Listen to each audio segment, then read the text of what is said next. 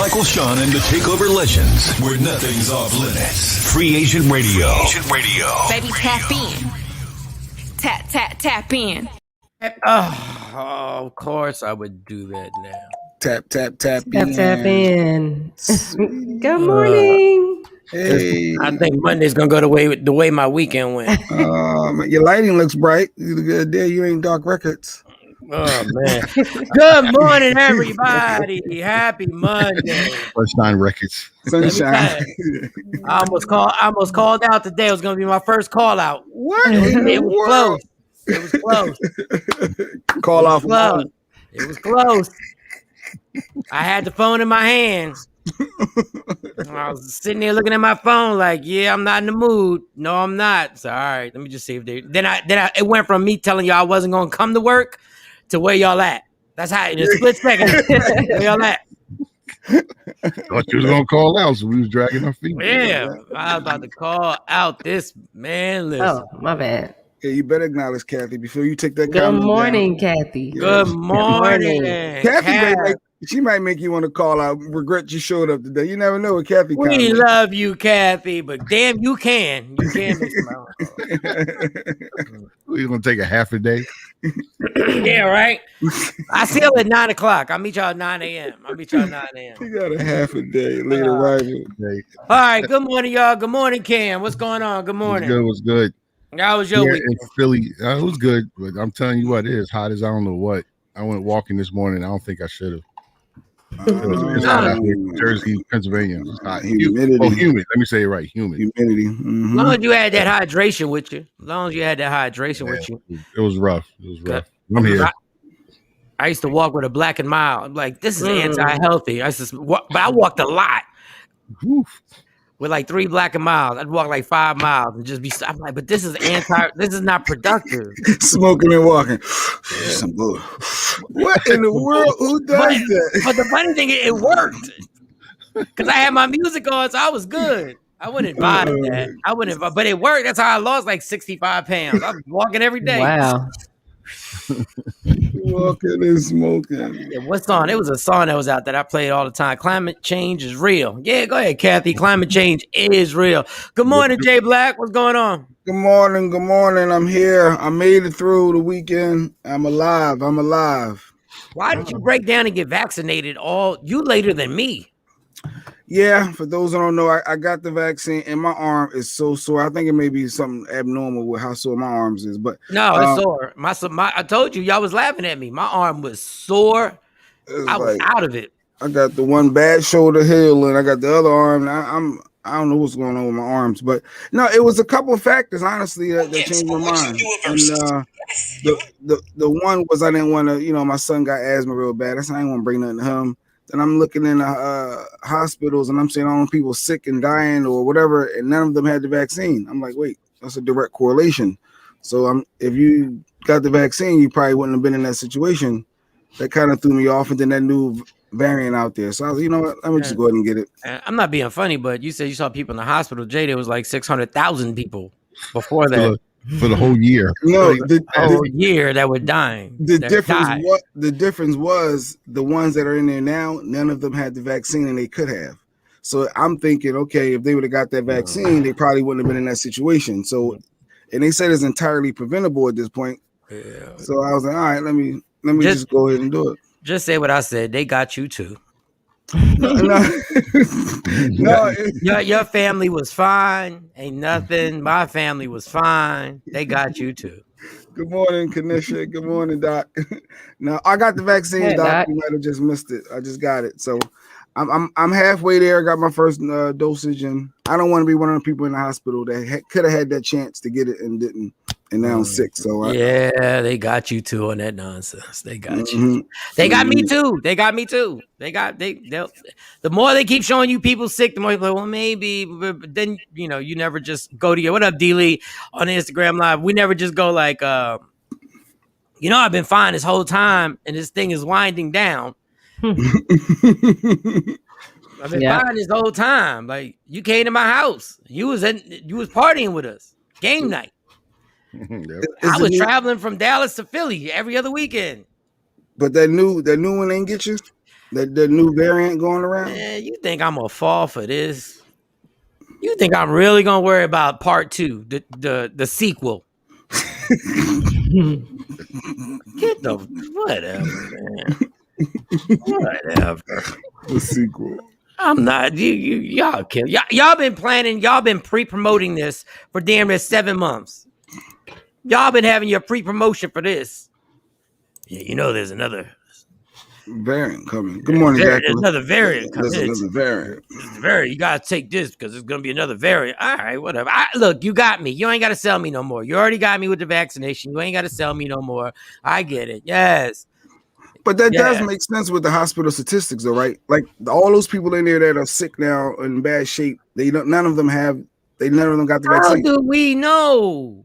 Why do we go by this? How do we know? Because they got a ton of people with the vaccine that they've also contracted COVID after the vaccine. After they were fully vaccinated, and 2 extra weeks went by. Yes. Well, take it back out my arm, man. How about that? I know. I'm just. Good morning, Don. When you're one of the sheep like we are, what can you do except be like, I'm not. Look, if I didn't have if my parents weren't in their 70s, no, I would not have taken it. And my daughter has asthma too. Yep. So you want to take it back to them? But that's the whole. They get you perfectly. They go like, you don't want to get your family members sick, do you? That's a good strategy. That's good. That's good. Because then if one of your family members gets sick, who happen to be in their 70s anyway, so there is a good chance they can get sick anyway. Yeah. But then you'd feel guilty as hell for the rest of your life, and then you'd have to be in therapy and add something else to your anxiety. All right, Shawnee, how are you? I'm great. I'm doing great today. So you was at a party this weekend. I was at a party? You was at a concert. Oh, yeah. Friday we had, I went to Candy Paint, Drop Tops, the Texas concert with Bumpy, DeRoe, Zero, Mike Jones. It was lit. It was definitely a Texas concert. Who you said? You said who? Mike Jones. I know. Mike Jones. I know Mike Jones be ready. He'd be ready to jump off a building. I know. Who? Mike Jones. It was lit. And then I wouldn't even answer. The highlight of my weekend was my daughters, our track meet. Their track meet. They did a really good job. So I had to gas them up all weekend, and now they got to get back to training. So that was dope. That was dope. They did incredible. Shout out to Shawnee's daughters out there doing it. She's a runner. She's a track star. I thought they was going for the trials, the Olympic trials, because all the other black girls killing it. I said, that's what Shawnee's daughters do. Yeah, good job with the first place, second place, third. They got all type of awards. So yeah, they did. Come on, well, Mark. I had to get the runner to understand time, and it made sense this weekend. Because in the 100, she came in third in her heat. But she was still third overall. So like her other teammate ran in another heat and came in first place. And she was kind of like, dang. So I said, all right, well, Carly, what was your time? And she said, I got 13.5. Okay, what's your time? And she said 14.8. And I think then it clicked. I was like, she got first place in her heat, but you still beat her. Yeah, she was in a slower heat. Yeah, and so she ran the 200, and her feelings were better, and she shocked me in the 200. I wasn't expecting that. I was like, "What happened? What did you have a conversation with yourself or something?" Because she just she just like took off for real. She stepped it up. I was like, "Well, you got to do that the next time." Good morning, Stephanie. Good morning, Action. What's up, Action? Just Marie. Damn, Just Marie, you've been up all night. Just Marie, you are. D Marie. Oh, D Marie. But what's the letter? What was the thing in front of her? And it says, I'm just D Marie. Got you.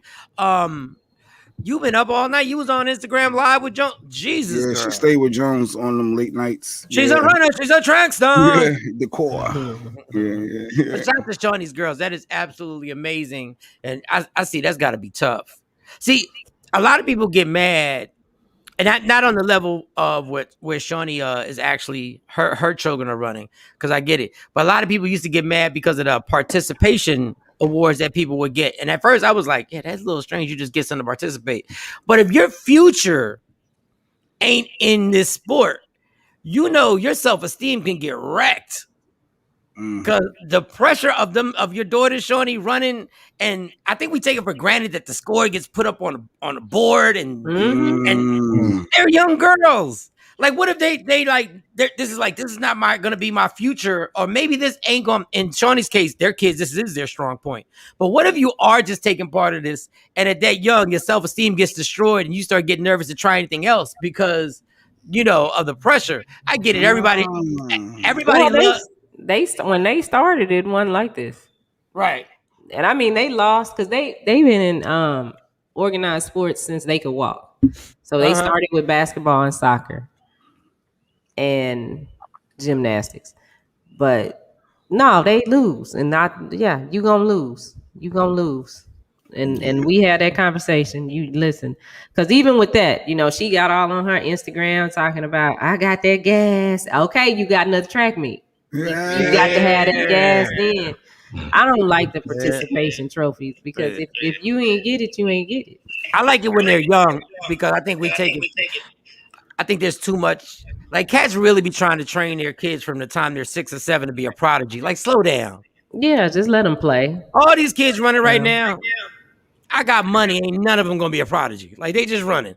But then when you get to when you get older, I get it. But it's a lot of pressure. I feel for these kids. I feel when you go to these track meets and your name gets put up on that board. Like, I don't know, because my kids, if you came to a track meet and saw them right before they ran, you wouldn't think they were there for the track meet. Oh, that's funny. They over there playing. So, they be playing. Doing TikToks. They doing TikToks. They on the phone with their kids. They doing all of that, and it's fine because their kid, like, she might change her mind. And when I posted it on I think Instagram, one of my friends from junior high, she was like, oh my gosh, she looked just like you. And I was like, dang, I forgot I used to run that in junior high. But my parents didn't, like, they weren't involved in what I was doing. They just, get you right. Yeah. And so my daughter was like, well, why didn't you keep running? I said, well, because I wanted to be in the band and I didn't have anybody like me to say, hey, you good at this, stick with it. So I said, you might change your mind. I hope she doesn't, but I hope neither one of them do. Because the baby girl doesn't like to throw because most of the women are so big. So to her, she thinks, oh, they got me throwing because I'm fat. And I'm like, girl, you are not fat. She's an American. She was raised in America. That's how vain America treats you. Yeah. I remember we went to school with these twins in high school, and they did what's the name of the actual event before I screw that up? The shot put? The shot put. Mm-hmm. But you got to be a strong girl to do the shot put. You know what I'm saying? Ain't going to be no diabetic looking fragile chicks over there doing the shot. And I remember because they was like statewide, and they were doing their damn thing. But that's the crazy thing. At least your daughter's aware of how this society will pigeonhole you and be like, the only reason you're doing this is because of that. No, it's because I'm damn good. That's why. And because she wants to run, and I told her, well, you need to you got to have that conversation with your coaches. If you want to run, you tell them that you want to run too, and you can run. As far as I'm concerned, you can run. But hey, I always say, enjoy your weekend, ladies, because the next competition comes up. You got to enjoy enjoy what y'all did. Don't turn it to your parents where we enjoy a show and we on to the next. We don't even get to enjoy it. We already thinking about the next show, the next this, the next that. Like, enjoy that. If I had some sparkling cider, I would have shaken it up and popped the bottle right on the field. What's he doing? I'm popping bottles. All right, Doc has a parenting question. Do you give your kids the option to quit? Like, how do you know when to motivate them through a rough patch as opposed to saying maybe it's time to try something else? I don't give them... They don't have the option to quit, but if they get to a point to where... Yeah, they don't get to quit right now. Because when they want to quit, it's because it didn't go their way. Oh yeah, well that's because you know your kids. Yeah, it's because it didn't go their way. So they're like, Yep. I don't want to do it. No, you got to get back out there, get up Yep. and do it again. But if I can tell that, okay, how do you know that? How do you know that's how they? How do you know it's not? Look, this just ain't for me. I don't want to do it no more. Because usually they say it right after it doesn't go their way. Only when they not go their way, that's when they complain. But yeah, because when they win, they do TikTok and say, "I got that gas." Yeah, yeah. So like soccer, the baby didn't. I made her finish the season. Well, no, I didn't make her finish the season, but she kept telling me she didn't like it. She didn't like it. Well, at one game, I heard the coach cussing at him. Now, my kids, they know every cuss word there is because of their mama. But if you as their coach, you're not gonna call my 9-year-old no bitch without me jumping on you. Oh no, you're and wild. So when that happened, I was like, okay. I took her from the game. I was like, peace. Mm-hmm. Oh yeah, a situation like that, I wasn't gonna make her stay with that lady. And the other thing is, there's no, I'm not trying to downplay nobody. There's nothing that can replace you being involved in your kid's life and knowing their tendencies. And you start realizing when they just want to quit because they didn't get that first place, or when they're just totally disengaged and you're like, yo, this really sucks. Like, I really am not into this. Mm-hmm. Like, it just takes, but it's a hard question. Because sometimes, sometimes pushing a kid can lead to, a LeBron. Yeah. Lead to a Michael Jackson. And then you can, because you pushed them, you can wind up dying from mental problems and drug overdoses. But hey, it was worth it. It's a wide range of gamut it can go. Yeah, the oldest one, she asked me, because we watched Allison Felix, and she was asking about, because the oldest wants to be a doctor. She wants to be a pediatrician. So she was like, well, how can I go pro and still be a pediatrician? And her sister got into this back and forth. I said, you can do it. It's just going to take you longer. It's going to take you a little bit longer. But they stalled out when they ran ESPN, Worldwide Sports. I wasn't there. Their dad took them. And he called me. He was like, well, she just stopped. In the middle of her race, she just stopped. And she got on the phone with me. She was crying. So 24 hours, I drove from Texas to Florida. And once I got to the track meet, she was fine. But I was like, well, what was the problem? Why you wouldn't do it? She said, because you weren't here. I was like, are you serious? One of her mommy. It's a lot of pressure, man. It's a lot of pressure. Man, I like it. And I think it's good that these kids get involved and stuff like that. I just don't like the stress value that goes into it. But see, showing these kids, I'm talking about kids, they're parents right now who are literally have their kids in activities because they're trying to live their dream through their kids. Mm-hmm. Like they're really kids right now waking up at 5:00 in the morning training because their dad or their mom thought that they could have been that person and they see the skill set. And then, that's a lot. I mean, that's a lot. That's too much. No, they ain't getting up at 5:00 in the morning. Not for that. Yeah, I mean, so I applaud everybody. I don't think there's a right answer or wrong answer. I think sometimes when your kid comes up to you and just says, look, I'm really not messing with, and then guess what? There's sometimes when your kid just ain't good at something. There you go. And we're not gonna make you accept that reality. Soccer was not my game. I don't care. Like, I wasn't gonna be good at soccer. It wasn't. There was nothing for me. I didn't have any role models in it. I didn't see anybody, so it wasn't something that we played like during the day or at night or whatever with my friends and stuff like that. So sometimes your kid ain't good at it, and guess what? There's a ton of stuff you ain't good at, adult. Mm-hmm. Yeah. Like sometimes you got to let them find what they find. That's why I just pay attention to what the girls are doing and find out what they're passionate about. I like seeing what they're doing when nobody tells them to do it, when they picked it up themselves. Mm-hmm. So this art thing is something that Autumn has picked up, and Autumn would just start snapping pictures out of nowhere. We'll be somewhere, and I didn't even know she snapped these pictures. But it won't just be regular like Instagram pictures. It'll be like pictures of like horizons and all this other stuff. So I was like, oh, so you're pretty into this. And she was like, yeah. So I was like, okay, well, I'm gonna fall back, see how far you go. If maybe there's some equipment you need to have. Let me see if you keep going with this. And then we take it from there. Now, Bonnie's a whole different animal because, you know, with her makeup and stuff like that, before I knew it, her room was a studio. So I was like, oh, okay. Lighting. She got it all. I got a 5 o'clock appointment. Yeah. Get out of here. When appointments were coming in the house, I was like, hello? It's like, yeah, I'm here. That's exactly what happened again. I'm here for the 3 o'clock. The 3 o'clock. 3 o'clock, Dad. Come on. Dang, I need her here. Shoot. First of all, I'm not letting no little girl in my house at all. So I was like, who knows this girl who says she has a 3 o'clock? Morning, Jeanette. Morning. Yeah. You gonna bring her to Texas for the summer? She was supposed to be here the summertime, but when COVID hit, she was supposed to come out here and get tutored by this makeup artist out here. And then obviously COVID hit and they locked us all down. But if I can get something going for her, I'll definitely bring her out here because that's one thing. She is man. Listen, we got into a conversation. Just a quick tidbit about my oldest. And I know she gets this from me.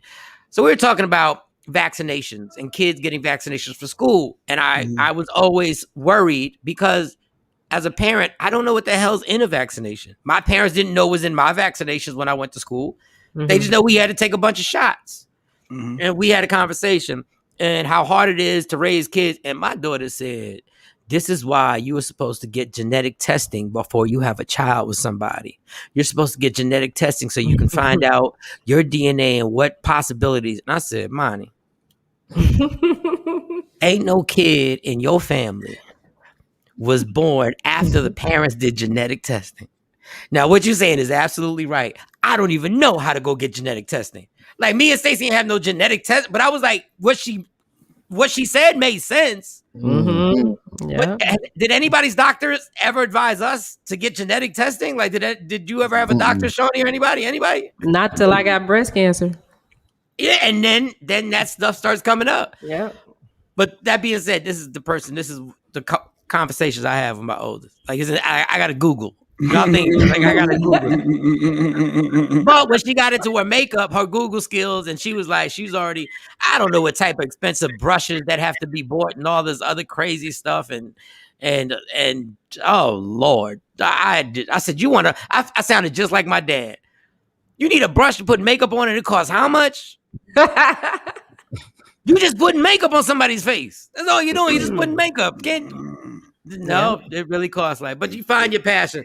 So shout out to Dr. Hall for hitting us up with that. Because parenting, man, listen, parenting is a blessing, but God, let's keep it 100, y'all. Sometimes it sucks. Like, I mean, it's a blessing. Mm-hmm. Oh, Stacey just hit me. My fiance said I did have genetic testing. What? Where was I? Did they get my genetics? Am I the father? Hey, you need a DNA. I got the hookup. There you go. There you go. I didn't even know we had genetic you're testing. not one of us. You ain't with us, Mike. You ain't with the movement. No, I am with you. I just happen to have a woman that's not with you. I had no idea. Well, thank you for the genetic testing. Well, all right. What was my grade? Did I get a grade on mine? Did Mike pass? Did I pass? I didn't even know. That's absolutely amazing. And the Kayla's the same way. So I just watch, but they're very artsy, but they get that from their mom. Like, I'm creative, but I'm not artsy. You know what I'm saying? Like the twins, and they can draw stuff. They see something, they draw it. I always thought that was amazing. I can't do it. I'm like, whatever. Draw the stuff. And I'm like, how the hell did you draw a mountain? I can't draw nothing. Stacey said I got genetic testing because I was 37 with twins, very high risk. Oh, okay. So normally if we had done it the regular way and got you pregnant at 17, psych, I'm playing. The normal regular way.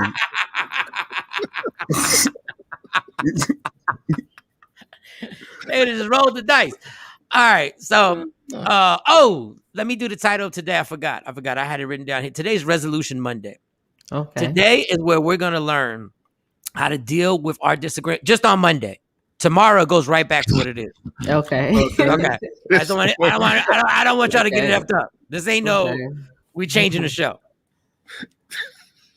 So we don't resolve nothing every day. Resolution Monday. We need a resolution. Well, resolution only on Monday. Only on Monday. But resolution is the bad the way I'm using it because people think it's I'm looking for when we get into a debate, we don't debate to win, we debate to find a resolution. Okay. That's what my therapist said, and I'm like, whatever. Or ghetto terms, a happy medium. A happy medium. Yeah. And agree to disagree. Agree, and that is the term. That is the key term right there. You know how you have a safety word? You know, you got a safety when you say a word, and that means that after you've given all you've got on the debate and you've given all your facts, and you see you're not going to change Jay Black. Oh, me. Okay. No, I'm listening. Wait. I wonder, says the person that was arguing. So after the show Friday, he arguing with everybody, arguing about T-Pain. Oh, wow. He done brought back the past. Oh, I ain't called my No. Say it. Jay, say it. And then all of a sudden, we got like this major sports talk here, the biggest sports talk show in the city in Philly, Jersey, Delaware area.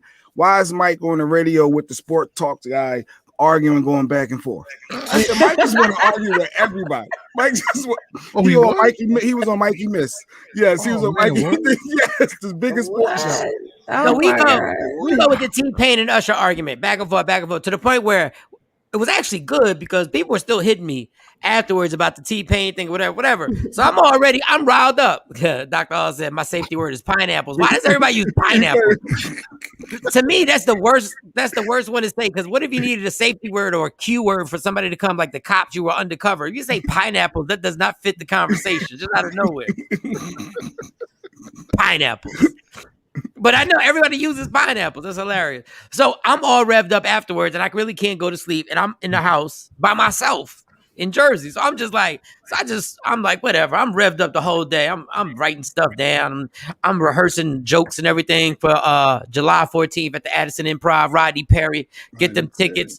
So I'm listening to my sports app, and I'm listening to the local radio station, and he's pissing me off something so crazy. So I got my earbuds, and I said, y'all are missing the point. This is when I know I got a problem, right? This is when I came up with Resolution Monday. I said, I got a problem because this is real. But I couldn't even just listen. I'm sitting there and I go, I know if I call, come on. I've been on radio. We all been on radio for 20 years.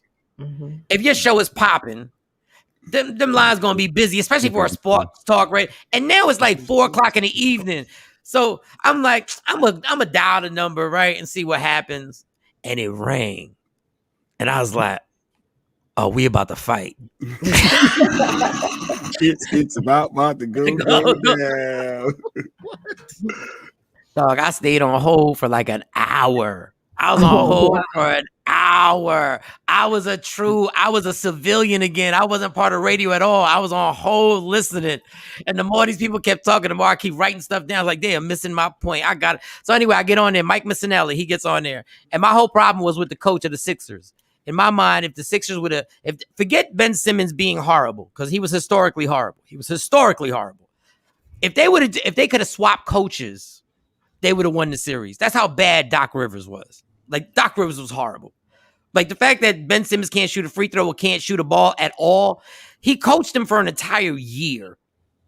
Didn't you see that? At some point, didn't you go like, we might need a backup plan in the playoffs? He just sent him out. So bottom line, we get into it. So he tested me like I ain't had no facts. I was like, Ty Lue for the Clippers is making audibles and making adjustments. He said, let's take it easy with the adjustments. Like, I didn't have the adjustments. So I gave him the adjustment he made against the Mavericks. I gave him the adjustment he made against the Utah Jazz. And I gave him the adjustment he was making right now currently against the Phoenix Suns. Then he changed the subject. I said, oh, you good. You the host of the show. Damn it. I'm not. All I can do is just. So we went back and forth. So when I got off the phone, I said, I have spent all day arguing about stuff that did not help me financially. Like, what am I doing? Like, why am I so amped about this? Then I said, you know what? We're going to do Resolution Monday. We're going to do Resolution Mondays where we get into a topic today. Just on Monday. Once again, just on Monday. Tuesday, we back at it. We just go test run Monday. So once again, Shawnee made the comment. The key safety word is we're going to agree to disagree. And everybody just got to go, okay. Okay, so when we talk about Verzuz, the BET Awards, we got a couple topics to hit on today. Anything we disagree with, we just gotta agree. What don't be a punk about it. Still debate. You can't use it for control, Jay. Okay. Because you want everybody to shut up. Resolution. You just gotta accept my reality. Yeah, you can't say what you want to say and then say we're gonna agree to disagree. Then we're gonna agree to disagree. 14 Queen. So, but I still want you to bring up your points. Like, state your facts, put your issues out there, and go in. But then, when you realize after the back and forth, after the you do the shot, there's a volley, there's another volley, and then you go like, "Hey, this ain't never gonna change." We agree to disagree, but don't cut off the entertainment. Like, I still want y'all to be entertained. Like, I still want. I want the fire. I want the flames. Okay. But at the end, we just go agree to disagree, and that's it. And then we just got to move on. Now, I don't know if I can do this when Mo does the stories. So we all got to work as a team on it. When Mo does allegedly. Mo goes a little left. All right. We got to hold it together. You got to hold it together, Mike. Last segment of the show at the end of the... Okay. All right. I don't know if it's because I'm tired at the end of the show, but I swear... I be feeling like Mo is my fiance. I'm like, don't say nothing. No matter what, don't say nothing. And then it just cracks. Then it'd be a crazy pineapples. What? Yo, you know what it is? By the time Mo comes on, all of us done argued or said whatever's been said. And we burn, and she comes on with this whole happy energy, all smiley, wily, and so-and-so's getting a divorce, and then we just like it's just a great move. Why you gotta bring that up again? It's opposite of what we are at that point. And she's just doing her job. We already talked about that, but she's doing her job. That's what she's supposed to do. You missed that part, Shawn, man. Nope, should have saw the show, Mo. Nope. It's like somebody being nice and bringing some good ass food to the barbecue, but everybody full now. They like, we already ate. I didn't know. We already had hamburgers and hot dogs. Okay, I just brought some more hamburgers and hot dogs. Didn't know we was gonna cause such a fuss. Mm-hmm. So that's gonna be the challenge. So let me start off by saying this. Okay. I now realize that these verses, which Bow Wow and Soulja Boy had a very successful verses. Woo! This really ain't about catalogs, even though Bow Wow has a nice little catalog, but we joke about Bow Wow so much. Like, we joke about him so much that people don't take him seriously in understanding how long he's been doing this. And there was a time where he starred in a movie, a Hollywood major motion picture based on Michael Jordan, If I Can Be Like Mike. That's a huge deal. Yeah. Like, you were the star. You weren't the co-star. Morris Chestnut was the co-star. You were the star. Mm-hmm. Yeah. But I realized these verses are getting driven by personalities. Soulja Boy has songs, but he's not 20 deep. But he does have songs, and he has features and stuff like that. But it's all about their personality and how many people they can bring. And Soulja Boy is a genius with how many people he can get. At a certain point, I heard they were at over 600,000 views. It was over 700,000 on IG alone at one point. So and that's just IG. So I don't know about all the other platforms. And I was like, hey, you like it, I love it. You get that many views, go get it. And they were doing a whole bunch of, and I like the way the clips that I saw. I like the way Bow Wow and him were working. You could tell they put a little bit of thought into it, which I appreciate. Not just going on there and just sitting there. Whatever. Y'all put some thought into it. I like the fact that y'all did that. Romeo might have been a little bit over the top by comparing himself to Kobe Bryant. What? Yeah, he was giving Bow Wow his flowers. If somebody else gets flowers, the garden is going to be bare. Oh, so Romeo was saying Bow Wow was like, yeah. So Romeo comes in, Shawnee, and he says Bow Wow was Michael Jordan because Bow Wow influenced Romeo and Soulja Boy because he was so young. And we forget he did influence people. He was a kid. Yeah, he was. And other kids was like, we can do it. So then he said, He said, like, you're like Michael because you set the tone and then we all came after you. I'm like, this didn't make any sense, but I ain't want to. He said, I'm like Kobe.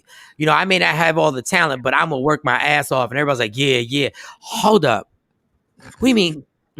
I'm like Kobe. I didn't have all. Kobe had all the talent. All the talent. He got it wrong. Yeah, all the talent. I ain't even gotta argue this. If you give me a basketball game and you got Mike and I got Kobe, I'm okay. I'm good. Like if you take Michael Jordan and you say you got Kobe, hey, let's play. Let's everybody get together. And then he said Soulja Boy was like LeBron because how he was versatile, his versatility. All the other comparisons were good except his Kobe Bryant thing. And I was like, yeah, you probably Kobe. That wasn't like you should have said somebody else. I don't know. Like there's got to be like Rick Scottie Fox. Pippen. He said Rick Yeah. Fox. Yeah, or Rick Fox. Yeah, Rick Fox. Fox. That's a good one. Yeah, Rick Fox is a good one. No, Oh, how about this? How about Robert Ory? You hit big shots, but you're not as good as the rest of the guys. But you're not comparing yourself to a role player. Stop. You got to compare yourself to a star. I would compare myself to Robert Ory. I've never seen a guy hit bigger Rick shots. Fox is a star. Well, he's you know him. He wasn't a basketball star. He was a movie star. Exactly, and Romeo is a good You don't compare movie yourself to star. Rick Fox. No, you don't compare yourself to that guy. It's No, Kobe. but that's not being real with what your career is. It's not a Kobe Bryant carear. I mean, all three comparisons were a little shaky if I really wanted to break it down, but I get where you were going. I get where you're going. Yeah. Because I get where you're going. So I don't want to be one of them. I don't want to be the person that I'm going to be on Tuesday. I'm trying not to be the person that I'm going to be tomorrow. But in that picture, there were no LeBrons, Kobe's, or Michaels. But I get what you were saying, and I get the direction you were going. Yeah. Like Did if we you really, go ahead. go ahead. No, you go ahead. No, go ahead. I'm saying, did you enjoy it though? Like with the different features they brought out, the different artists they brought out. Man, I couldn't. I watched clips. I saw it come up on my phone, and I was like, I'm cool. Like, God bless it. Just because I don't like it doesn't mean that it's not popping. It is popping. Obviously, they're getting big numbers. But I'm kind of, if you're not an artist that I really, really not that I don't respect them. I mean that I was really into. I'm really not gonna watch it. Like I'm really not gonna watch it. Yeah, I didn't watch it. I just saw the Brat go live and I got a notification. And I couldn't figure out what was going on. I didn't realize who was doing the verses. Cam, did you watch? Don't tell me I'm the only one that watched the verses. Nah, I didn't watch. I saw the one clip where Bow Wow called out DJ what's the guy's name? Academic. And he challenged him to DJ the rest of the set for 20 Soulja Boy because he didn't think he was a real DJ. He was like, I never seen him touch no records. I never seen him. I don't know if he did that or not because the clip only showed that little piece. So I don't know who he said. Matter of fact, I think he said something about paying him $20,000. The joint. But I never got to find out what the ending was to that because the clip was only like about 40 seconds. So that's all I saw of it. Soulja's DJ ended up finishing it out, and he was there, but he was hoping. But let's keep it real. It was good. The same person who watched Earth, Wind, and Fire and the Isley Brothers. You really think I'm gonna be the same person watching Bow Wow and Soulja Boy? I watch both. I enjoy both. I watch both. But you like the whole versus thing. Yeah, I think I like it better. It started out where they were doing catalog to catalog, and now it's become like a real entertainment show. I like when they put something into it and they, perform. I think Redman and Redman and Method Man, I would say had the best one so far, as far as level of hypeness. I think there's a gang of them, and it all depends what you're into. To me, my favorite one, the classic one, will always be Snoop Dogg and DMX, because to me they showed each other so much love, and it was so like legendary to me. But it all, and you got to understand. Jay Black was the guy at the radio station where we worked when they did them Scream tours. Jay Black had to get them tickets for the Scream. I hated the Scream tours because literally them kids screamed from the minute the show started. It was a Scream tour. I was like, this was named appropriately This was a and Bow Wow brought out Omarion, of course, at the end, and they talked about tickets going on sale for the new Scream tour, which is now the Millennium Tour. Tickets, I think October, whatever they hitting the city. So yeah, it's still popping. Omarion was dope. Oh wow! They brought out Michael Shawn, Soulja Boy. I mean French Montana. They brought out French Montana, Michael Shawn, Gango Doppler for me. So I thought it was entertaining. I really enjoyed myself. And it's a perfect platform to promote your stuff. That's why Bow Wow and Soulja Boy get there to promote their stuff. Bow Wow got a tour with Omarion coming on. French Montana got stuff to promote. He trying to hit that. Yeah, everybody. It's a platform to promote without playing commercials. I think Dr. Hall, I think the Verzuz has a more international audience. I wouldn't be surprised if the audience came from overseas. It could be from anywhere. That's the beauty about it. Yeah. That's the beauty about it. It reaches everything. And I get it. Eve was still overseas when she did her verses. She wasn't even in the States. She wasn't even in the Yo, Eve high posted verses so crazy. That was amazing. Shout out to Eve. She was like, I'm over here in England. I wish I would fly over. You cousins, get out of here. Get out of here. Shoo. I do it from where I'm at. So then last night, and then we'll take a break after this. But this is not gonna be the last time we talk about it because we can bring more stuff about it. Dave's comment, and my little sister and her friends was screaming at these boys for the Scream tour, and my ears were bleeding when her and her friends screamed. I was on stage and introduced like somebody. I don't know who the hell I introduced. Sammy or somebody. Sammy, somebody. Jay knew all. That's why he likes this. He knows all these people. That was all these nobodies. He's like, Sammy. How much time did his production, his promo team, his marketing team, like, what we gonna name him? Sammy. Not with it's not even with a Y, with an IE. With an I, Sammy. So let me get this right. Omarion, Little Bow Wow, my man J Bug, J Bug. What the other B2K guy? Little Fizz, Raz B. We went on school tours with them guys. Stop that, Mike. You was cool too. What we gonna call him? Cool. No, I was already. Listen, that's how old I am. I was already knee deep in being drunk every time I saw them. I was like, these kids are great. Like, hey, these kids are great. Go ahead. Like, I will never buy one of your songs. That doesn't mean that they weren't dope. Now, Omarion, I did buy a few Omarion. A few Omarion songs I did. And there were some B2K songs that I like, but I wasn't buying the album. But then the Bros team, after all those creative names, they're like, we're just going to call you Sammy. Sammy was an R&B artist, Dr. Kanish. I'm sure he's still around. You had to Google him. He had a couple joints. He had a couple. Yeah, he has some songs. Not to be confused with Frankie. The hell? Just name this dude Sammy? Sammy. What up, coming all into? Yeah. They bringing it to it. They going all over. They making money. God bless them. They are making bread. So then last night, after my turmoil on the air, my airplanes, my travel yesterday. I'm gonna talk about that later. That was top 5. One of the worst experiences I've ever had. It's ridiculous. Man, let me tell y'all something. But this is what I get. But you know what? I was gonna say this is what I get from messing with Spirit. But now I realize, even when I mess with Delta, you don't know what you're going. These people really will mess up your whole day off their stupidity. Anyway, I get home and I'm late. I'm seeing Jay's like on 4 different group chats about the BET Awards. He's like on 4 different group chats. Doing group. So he's going. Go ahead. I'm watching him post comments to Shawnee, then comments to another Shawnee, because there's another Shawnee in the other group chat. I'm like, one day he gonna mess around and say the wrong thing to the wrong group chat. No, because DJ Envy was working, so Envy's in some of the groups, and I didn't want to bother, and then other groups, but Envy's texting, and then Mike's not responding, and I don't know what's going on, and I'm just trying to keep it. Cardi B's pregnant. Did you see that? Hey, so I'm in the moment. I was in the moment, texting a bunch of different people. Yeah, like Cardi B's pregnant. Oh, that COVID baby. Yeah. I was so in I don't care mode. Like, what are you grown? What are you grown as adults going back and forth? Like, I understand Envy. The rest of y'all who I don't get. Like, what?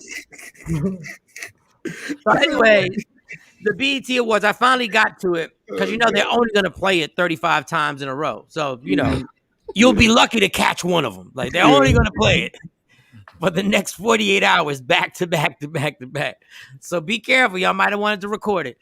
And then when I turned it on, I was like, this looks like a fancy ass cabaret. Like, why is everybody still separated? And why? I thought I was gonna turn BET Awards. It was gonna be the audience the way it used to be. And the camera goes down and people dancing and stuff like that. And they had them all separate. What? Then I heard that they were all vaccinated. So why? So when does everything get normal again? Anyway, Jay Black watched it. I saw Rowdy Rich and I saw some of the Migos. That's all I saw. Yeah, David Byrne said he loved the Migos and Cardi B's performance. That's when Cardi actually came out with her announcement that she's pregnant. She came out big belly and all, and then actually posted on IG at the same exact time to sync it up. And boom, she got over 1.5 million views and hits and comments in like 15 minutes. So that was. You think she got genetic testing? Or DNA? No. Could have got DNA, genetic testing. I wonder. I'm just asking, but go ahead. Because Jay got the rundown for the BET Awards. I'll be damned if I'm gonna sit that whole night and watch that shit. Go ahead. You didn't watch it. I watched the whole thing. I mean, I was looking forward to the tributes. Wasn't what I thought they were going to be. A little lackluster for me. Once I heard how lame that crowd was going to be and how quiet it was going to be and how I was bored. And can y'all listen, people? No diss, but it's going to be taken as one. Can y'all stop having these actresses host and think they're killing it? Taraji was the host. I love Taraji. I do. But can y'all just get a host out there that's really just funny instead of y'all trying to write bits and skits for somebody? I know she's a comedic actress. Can y'all just get somebody? Do it? Yeah, I would love to do it. I just don't want to listen to their writers sit down and them writers meetings must make you want to do like all types of heroin and cocaine because when I see them in the bits and skits that they got to do, I feel so bad because now they got to go all in because millions of people are watching. Mm-hmm. They've agreed to the bit. And now when you're live and you're doing the bit and you're like, that's why I will never underestimate how dope Saturday Night Live is. I will never underestimate how amazing them cats are. But can y'all just get a comic to be funny? You talking about the cheesy lines when they come out and say, "Yeah, I saw that," and then you talking about that? Yeah. I know you're talking about the cheesy. It feels so scripted. And yes, a lot of them was. Sharti said about the lip singing. Yes, City Girls. A whole bunch of them was. The City Girls. There's one girl who raps on there, and Monty knows her name. And when I heard her rapping on the song, I said, "I know she can't read in real life." I know she can't read. Who? I forget what. Yeah, I think it's Miami. I said, I can't. I tried.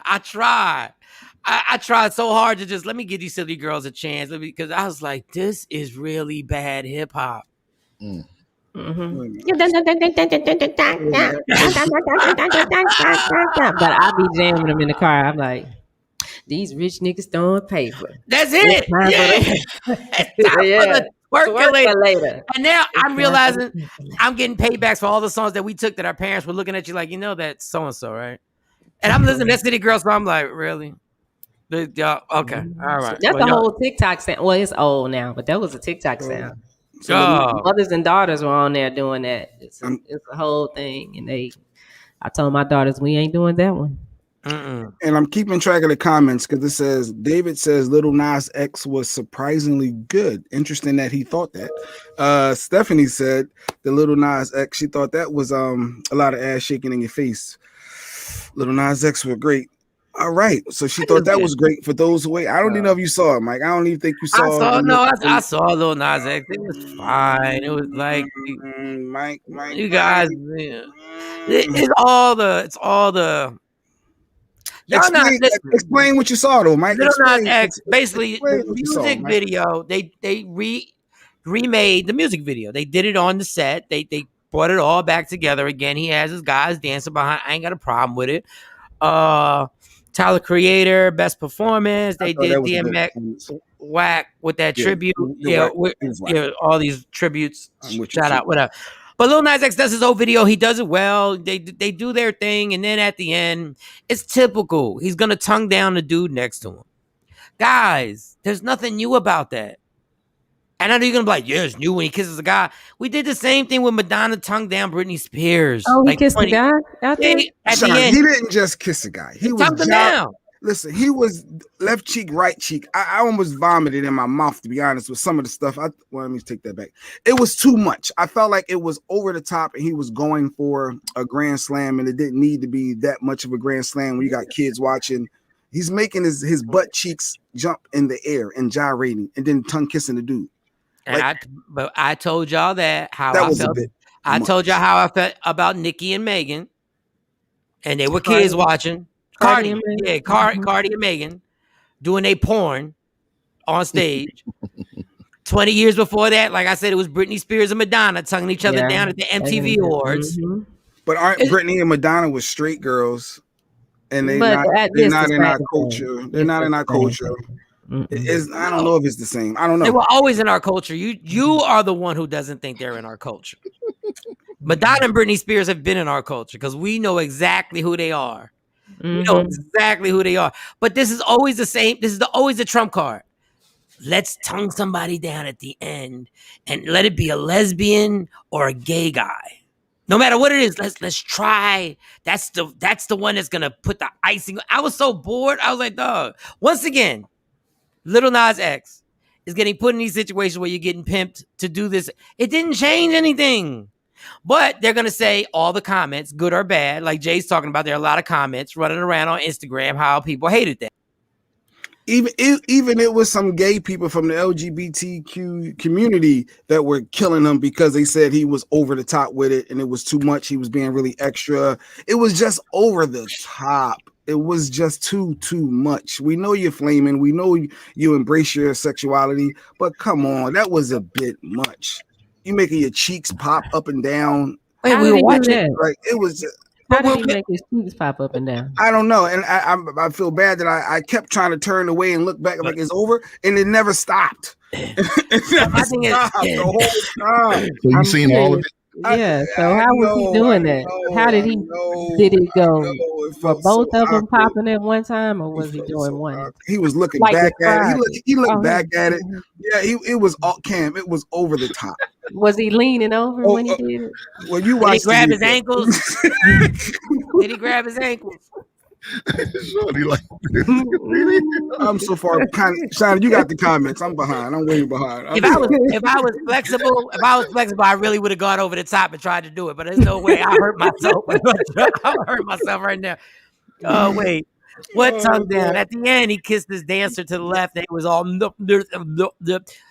I think people. This is where I will say, Jay Black and Black. It was too much. It was over the top. It was nothing but guys doing the same thing girls were doing the entire show. That's all it was. I didn't watch it, so I don't know. I don't want to watch it now. It was too much. It's the shock factor, Stephanie says. Shock factor. I thought it was over the top too. He did great, but you didn't need to do all that. Just like the P word popping too. I hate to be in the front row. Hell, listen, the sexuality. We started it. Our generation started it with 2 Live Crew and all the craziness that we brought to the game, and now it's elevated to this, and it's to the point where we're outdoing the white culture and their sexuality and how crazy. Pineapple. Doing too much. Exactly. No, it was too much. You have to watch it to see why. I was like, wait, you're doing too much. Anytime your own community is saying it was too much. Like, but it was just too much. If Chris Brown would have been on stage performing with Megan Thee Stallion, and he ended it with a big sloppy kiss on her, would you have said that was over the top? Once again, you got 2 perceived to be straight heterosexual individuals. Okay. And they're not. That was too much, meaning it was too much of him trying to being gay.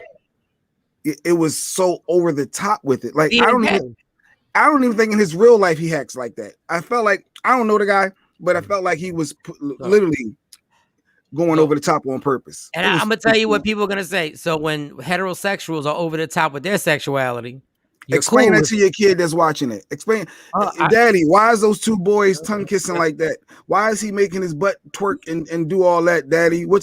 Now you forced to have that conversation with your child, and you may not be looking to have in that moment watching the BET Awards. I had to have that. You got to have that conversation when what's the name? Megan and Cardi B all over each other. You got to have that same conversation then. Why are two girls doing that? It is double standards, which more accepted by two females than two black males. I get that. I don't go with that. But it is more accepted with the females. No, whatever is more accepted for y'all, I know for a fact that's bogus because it's all the same. It's all whenever you got all these chicks, explaining your daughter, who's 13 or 14 years old, watching Megan perform. How do you tell her not to go try those moves in her room? Oh no, they gonna try it. We tried it. They're gonna try it. And then if you ain't got parents, like my kids know it ain't walking out the house with that on. But the sexual thing that happens in front of these cameras, these shows aren't for kids. And I wish everybody would understand. Radio ain't for kids. These TV shows ain't for kids. All this is built for is adults after they are 18 years old. This is not for kids. Mm-hmm. Yep. Technically, kids like who was the lady who said that too? Who went to Senate? What was her name, Cam? And all the rappers brought it up when she was trying to. She's the reason why they put over the tapes and everything. That's the reason why the sticker. Yeah, we mentioned her before, and I keep forgetting her name. Oh, the one Tupac was talking about. Yeah, Dolores Tucker. Dolores Tucker. Tucker. I want y'all to go see what she was mad about, right? Mm-hmm. All this. And then sit there and go like, yeah. Mm-hmm. She was the only one in the room with common sense. Yeah. Yeah, Nyla, like soft porn, like she said on IG. It's like soft porn. That was soft porn. Yeah, and you gotta talk to him because But this has been. But then I'm saying, then you cannot back in the day have Two Live Crew on the Grammys and say that's not over the top. You can't just say it's over the top simply because what they were doing was gay, and you got to explain to them. Well, then you got to explain why Two Live Crew can on demand have these girls do whatever they want. Yeah. Yep, you got to explain it. And why they dress like that? Because I know my baby girl, she'll sit there and try to make an outfit like something that she's seen, and she'll come show me, and I'm like, girl, do you see me walk out the house like that? Ever.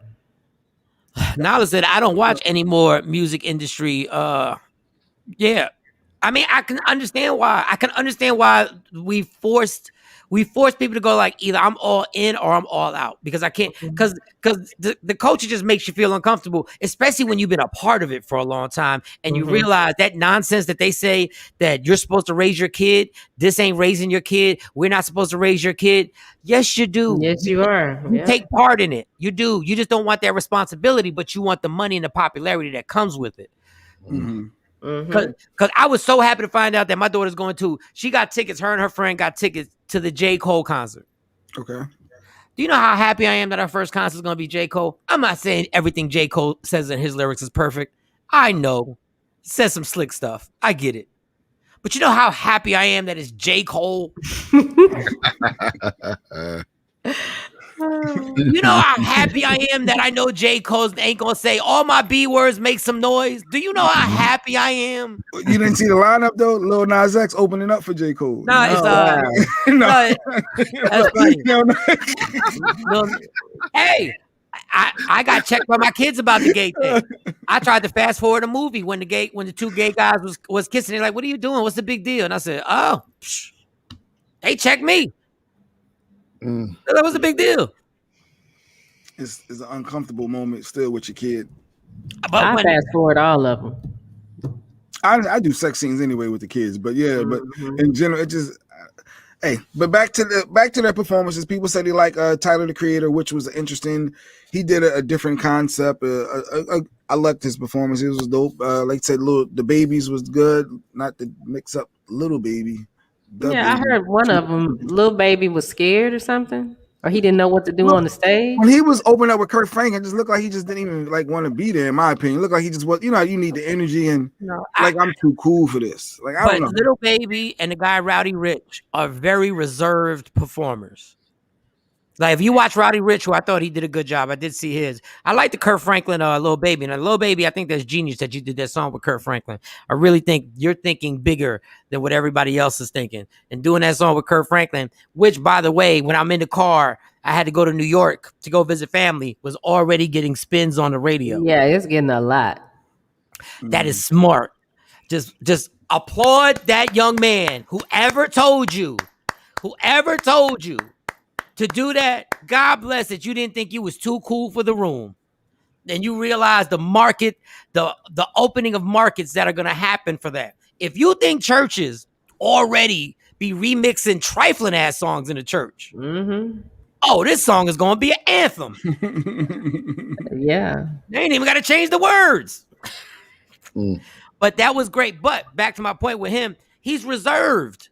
He's a very reserved performer. It's like watching Nas. We're so used to Nas doing nothing on stage that it's become normal. It's like Jay-Z. Jay-Z does nothing on stage, y'all. He made it cool. He does nothing. He walks around. Just hit you with some hits. That's what he do. He made it cool. And Rich and Rodney Rich, these guys ain't gonna do dance steps. And God bless them. The baby was getting in there. He was moving. He's animated. Yeah. The baby jumped off the air. They had him hooked all up, flying in the air, and I would love to see what the ratings were for the BET Awards last night. I'd love to see the ratings on that. I can't wait till they get back to having it in the theater where when somebody performs, they can get. Even though another thing, BET Awards are kind of infamous sometimes for the crowd being so damn famous and rich, they can't get hype in the front to other performers. I can't stand when other stars can't get out their seats for another star performing. I'm like, can you just get up? Because if you get up, everybody else is going to get up. Can you support? Paul said, how did he win that category though? Best male rapper artist. Who won the category? Who won best rapper? It might have been one of the babies. I don't even remember. I thought it was the big baby. The big one. The baby. Yeah, the baby, the big one. Yeah, David, Sweetie looked amazing. Yeah, she's Jasmine and Jasmine Sullivan won. She won album of the year or something, which was dope. Shout out to Jasmine Sullivan. I really appreciate her. That girl's been grinding for a long, and she's been consistently talented. So I'm glad that they got her up there. I'm actually glad Nas was nominated for album of the year. I was like, wow, y'all really recognize. I'm glad somebody recognized how dope his album was. Lil Baby over Drake and the Baby. Best of rap album, best male rap. Oh yeah, Lil Baby got it. Lil Baby got it. Yeah. That's right. Because he had that short. He's had the short speech. He was right to the point. He thanked his record label. He thanked so and so. He thanked his fans, and he was out. He was like, goodbye. You said he's very reserved. I guess he ain't about all that extra dialogue. Lil Baby over Drake and the Baby. Listen, man, you can't give Drake the award if he's not going to show up. And he was not there. If you want, even if you give him the award, he might not show up. Lil Baby got it because he performed with Kurt. Yeah, he performed with Kurt. He showed up. He did all the promo runs. I heard him when I was driving down, which working in radio, Shawnee, on a Saturday afternoon when they running actual interviews, 4 or 5 minute interviews the whole day, interrupting their music. You knew. I said, all right, they getting out here promoting this bad boy. I heard Lil Baby. Nice promotions budget. What? Yeah, my kids could have went out the country. Oh yeah, how about it? Somebody said Jasmine is underrated. Big ups to her. Yeah, I think Jasmine is underrated. But all them girls who haven't taken their clothes off the muscle are gonna be underrated. And her starting to change her style up. I noticed over the years, the months. She used to be very well. She was covered up yesterday, but I've been noticing some of her stuff. She's cracking to the system and starting to show more skin from time to time. She might be in the gym. Her and Jasmine have a song about that. Yeah. Oh, really? Okay. On Jasmine's album. And I heard her. Is it her that's rapping?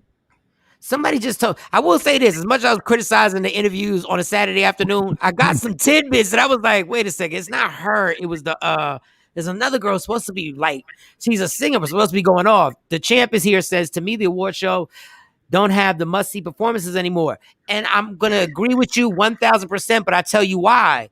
Because 24 hours a day we're watching them perform. Mm-hmm. We see them everywhere. We see them on Instagram. We see them on TikTok. We see them on Twitter. We see them on Facebook. There's always another performance, Back in the day, this is the only bad thing. Back in the day, I say like, damn, I sound old back in the day, but 10, 15 years ago, you weren't seeing Beyonce everywhere.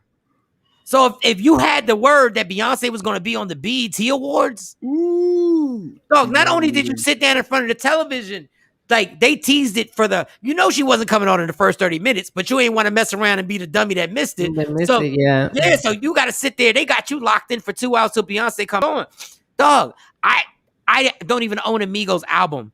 I'm so familiar with these cats. I see them every single day like they my cousins. Like I see them every day. They're on my Instagram. Yeah, but they don't put anything into their performances either. Like we could see Beyonce online every day and still know that she's gonna, have a performance there and watch because we know she's gonna bring a show. But now they just come out half naked. What they do? Pop their butt cheeks, Jay. They're gyrating. Gyrating. That's all they do. It's nothing. But as far as what Champ was saying, he was saying about looking forward to the performances. I was really looking forward to the tributes, the Queen Latifah and the DMX. And for those who saw the Queen Latifah, I think they did like 2 songs with. I don't know. I just expected more. I wanted to be more, and I was looking forward. Definitely the DMX thing disappointed me, but Queen Latifah I thought could have been more as well. So maybe it's just me. Maybe I got something out of it. I'm gonna go watch the DMX thing because I don't want to comment on it because I know all I saw was Buster doing his lyrics, so I didn't get to see the whole thing. I just saw clips, so I don't want to say too much. But if you say it wasn't that good, but you know what? The energy in the room is that energy wasn't even there to me. That's why I kept calling it like a BET Awards, aka the cabaret. Like the energy ain't even there. Like they're sitting on little love seats and stuff, and it's separated in the front. And I'm like, how? Like as a performer, first of all, all right, I'm not gonna harp on the City Girls. God, y'all even did a poor job lip syncing. Yeah, they were hard with the City Girls. Like at least the baby was lip syncing, but he was actually rhyming over the lip sync. Like he got hyped. He was rhyming over it. Ladies, God, it was their first performance. Was it their first? Yeah, it was their first. Was it their first performance? Yeah, okay. Yeah. Wow. God. On a stage like that, because they haven't done any other award shows, have they? Nope. They talked they were probably really, really excited because they were just real regular girls. They like. And for those that didn't know, Lil' Kim did come out. I saw Paul say that action. Lil' Kim came out for the Queen Latifah tribute and was doing one of the joints. That was an interesting moment. Her outfit, she actually looked better than she normally looks. So I thought the Lil' Kim was dope. And but prior to that, on the red carpet, she was asked about doing the verses, and she was like, "Yeah, she want to do a verses." And she called Nicki Minaj out and said she want to do it with Nicki. Said, "Let's get it done. Let's do it for the culture." Why she want to do one with Nicki? Oh, I guess that's who she got to do it with. No, yeah, you would think Foxy, but no. I guess Nicki is who she been having. I guess they didn't have beef. They didn't like each other over. You want numbers? Get Nicki on that verses. You want numbers? Get Nicki on that verses. You want numbers? And stealing, copying her style, the posters and all that. Just doing all the, the posters looking exactly the same poses and stuff like that. Kim had an issue with that. And why though? I don't understand why people get upset about that. Well, if someone does the same thing that you did years ago. Look, Kim should be mad at Beyonce about the Queen Bee thing. Little Kim was Queen Bee way. I've heard her make a reference to that about being the first Queen Bee, and I was like, she's shooting shots. But she said, "Want to run with the bee? Throw a hex on your whole family." Like if she wants to be mad at somebody, but I get what Shawnee's saying. I get Little Kim being mad because if you look at the City Girls need lotion or paint artists in their on them thighs. Jesus, you take it all the way there. Little Kim scares, but she looks like a lion. He was pretty back in the day. You know what? You know when I saw Little Kim dressed like that, you know what she reminded me of? And no, there's no disrespect at all. So listen, she reminds me of the old school R&B singers like Aretha when they kept wearing certain outfits and their breasts would be all crazy and they, you know, it'd be like the grand, and they would still be wearing tight stuff and everything like that. And I was like, damn, enough. Little Kim gonna dress like that for the rest of her life. Go knock it out, girl. Let's see. Let's look at Lil Kim. You got Lil Kim with the peak with the Prada. Wanna rumble with the. Oh, she looks cute. She got the little pearls all the way up her leg. Oh, Kim. You talking about the performance outfit? The white look like a diaper. Oh, the performance outfit. Wait a minute. Let me get the performance. Yeah, show us. I want to see now. Now you got me interested. Okay, I'm gonna pull both of them.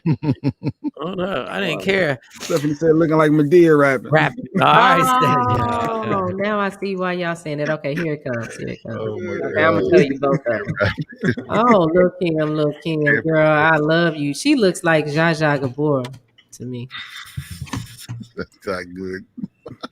But yeah, she can't get that B title back. She can't get that because the Beehive ain't having that. Oh no. I mean, but I'm just saying is, and the thing is, Lil Kim, like the Nicki Minaj posters back when they were posters, and her photo shoots were very influenced by Lil Kim. But Lil Kim, there was somebody before you that was taking shots that was like that. Mm-hmm. But I get both sides. I understand. She's like some of Nicki's thing. It was the blueprint. There she is on the red carpet. Our poor thing. I don't know why. Oh, that's right. She had a story behind that, but man, that behind what? Plastic surgery.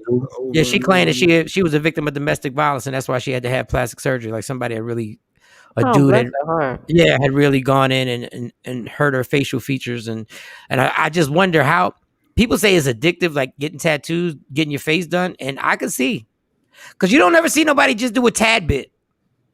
Maybe LL Cool J, whoever's doctor LL Cool J went to.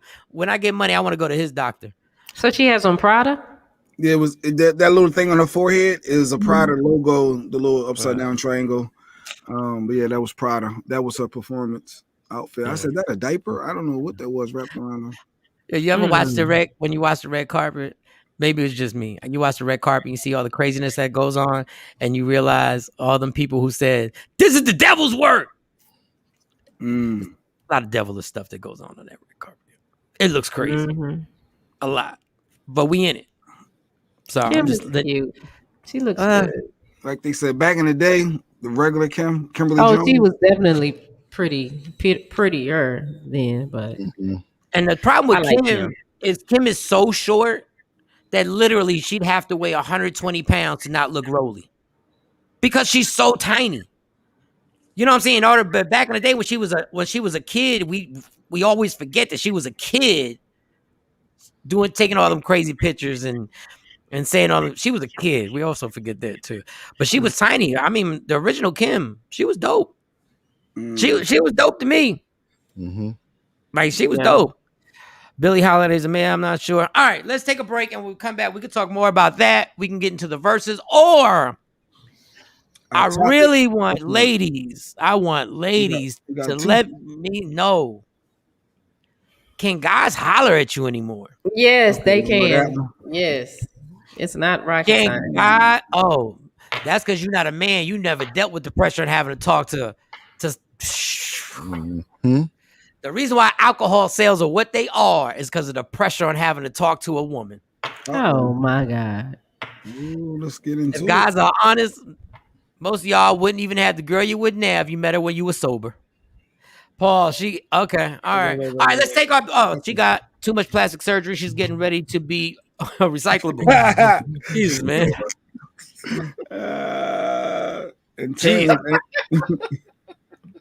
Damn.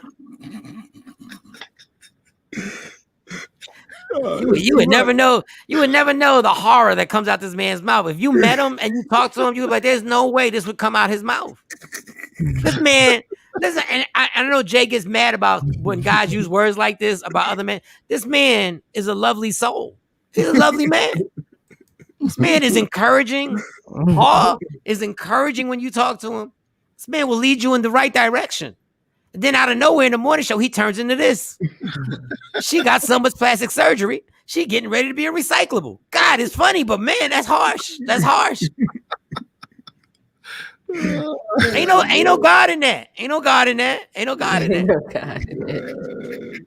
You saying she only gets picked up on Thursdays? Well, in my place. In my place. In my where I live at. Hollering at a girl, she only get picked up. She only get picked up on Thursdays. Oh, that was good. God. God. Gotta love it. She's a runner in the train. God, this Paul action. Give him the last 4 numbers of his social so everybody knows what's coming from him. I mean, if she's Scar on the Lion King, now Stephanie wants to pile on. Let me tell y'all something. If something tragically happens to little Kim, does not look like Scar. Oh my God. I don't want to hear any RIPs if something happens to little Kim. I don't want y'all coming up here. We should have gave her flowers. No, y'all gave her disrespect early. Y'all right there. Damn it, man. I'm mad I didn't say that stuff. God, I should have said that. I should have said that. There's new material. Goodness gracious. It's not stealing. It's not stealing. Oh, man. Yeah, tell a lot of comedians that. It's not stealing. Tell a lot of comedians that. Sup, guys? PD_crack. Is that 609? All right, we'll take a black and mild break. I'm going to charge my phone, and we'll come. Little Kim, and now she's Asian. Stephanie. God, this is Stephanie's comment, not mine. Little Kim died, and she came. Well, she said now she's Asian. She said she came back Asian. Golly. Wow. I don't care if I can afford plastic surgery. I'm gonna get it. I'm gonna get the bags under my eyes taken out. I'm gonna get that. I don't care. Little Kim is dope though. Don't try and come back. Well, yeah, Little Kim is dope though. You can't. I hate when y'all try, but no. No, but for real, she's dope. We're gonna stop talking about Simba. She does not look like we gonna start now. Y'all gonna stop talking about Simba. Jeez, oh man, that's not nice. I'm not saying it's not funny. I'm just saying it's not nice, guys. Let's slow down a little bit. I hate extreme plastic surgery. Now Stephanie want to get serious. Don't try and get serious and make a statement on it now. Keep them coming. Keep them coming. Them comments will bring them right up. All right. Can a man still holler at a woman? Shawnee says yes. Yeah. Shawnee said yes. Tam says yes. Yeah, absolutely. Y'all don't know what it's like. Even I just know the pressure that men have to face to break through the wall. Ain't no pressure. The walls that women put up. Ain't no pressure. Half y'all stopped smiling like back in 2010, so it's horrible. All right. 5 minutes, we'll be back. Michael Shawn and the TakeOver Legends. We'll be back on the Instagram too. I'm gonna charge my phone. Yeah. Michael Shawn and the TakeOver Legends, where the truth hurts, but also makes you laugh. First of all, when you did that, let me clear my throat. Did you know Dougie Fresh? Did you have a setup with Dougie Fresh? Was it a routine or did it just happen? Well, first of all, Dougie was not in the original recording that was done at Bahama Bay. Oh, okay. That's what I thought. Don't worry about it. Don't even worry about it. The way that came about, I'm going to try to tell you the most abbreviated version of it. Well, as a matter of fact, let's just talk about the night at Bahama Bay. The original, okay. Yes, which is the original recording, or rather, which is where the original recording comes from. Right.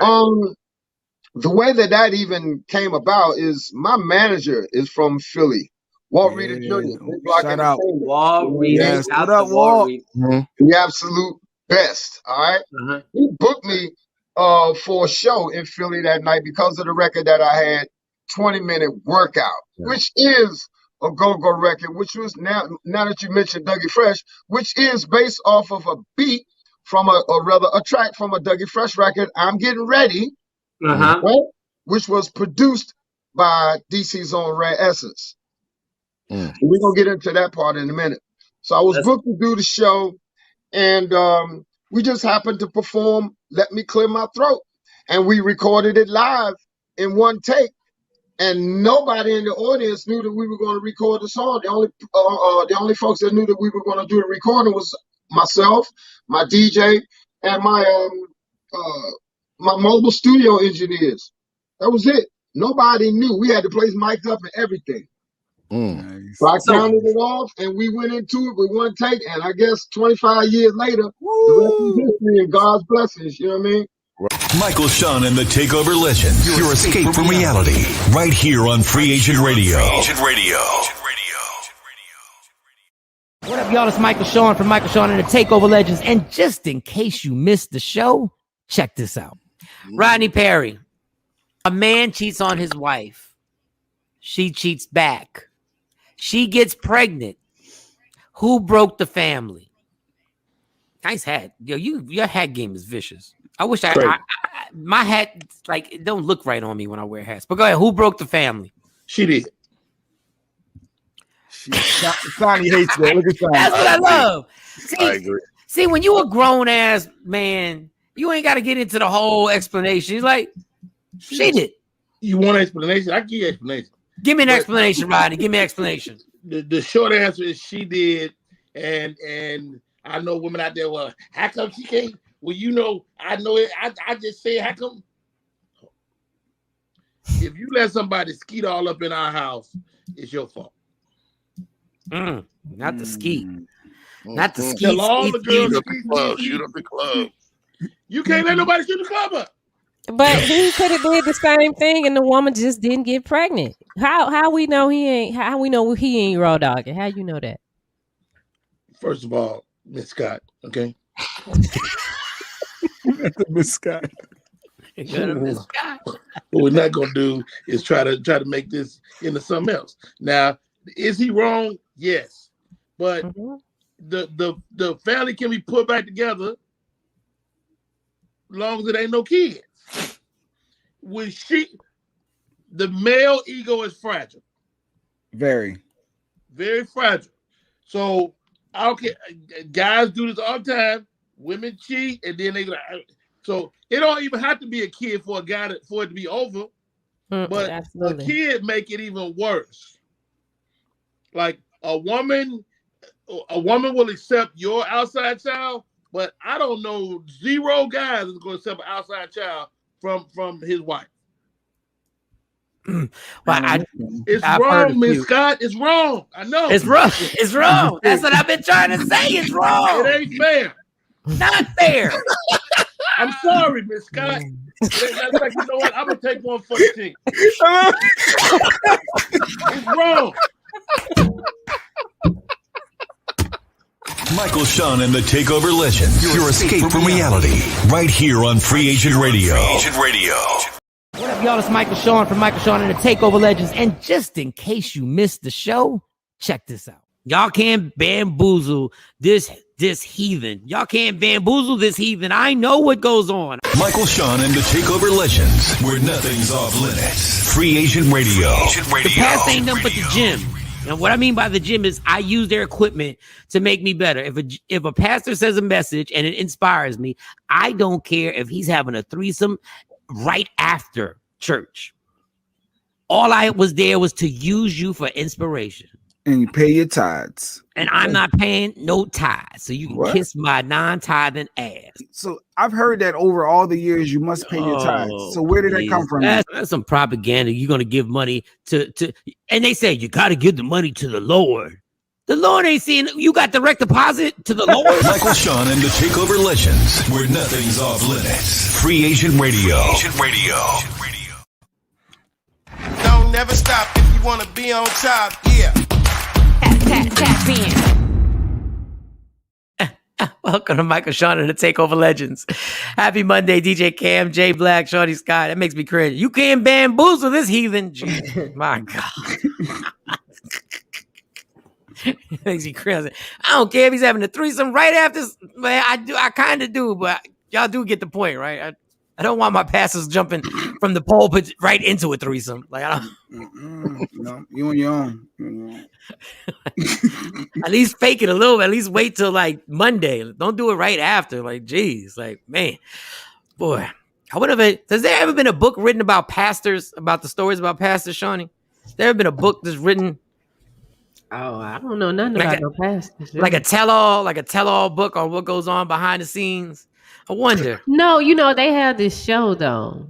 I can't think. I don't know the guy's name. I have to ask somebody I know that it's a church group and they're kind of into this YouTube channel, and this man gets on there. He was a pastor, but he's now gay, and he tells the dirt on all the other pastors and all the other churches, all the gospel artists, everything. He put it all out there. Why ain't that big? But I don't know his name.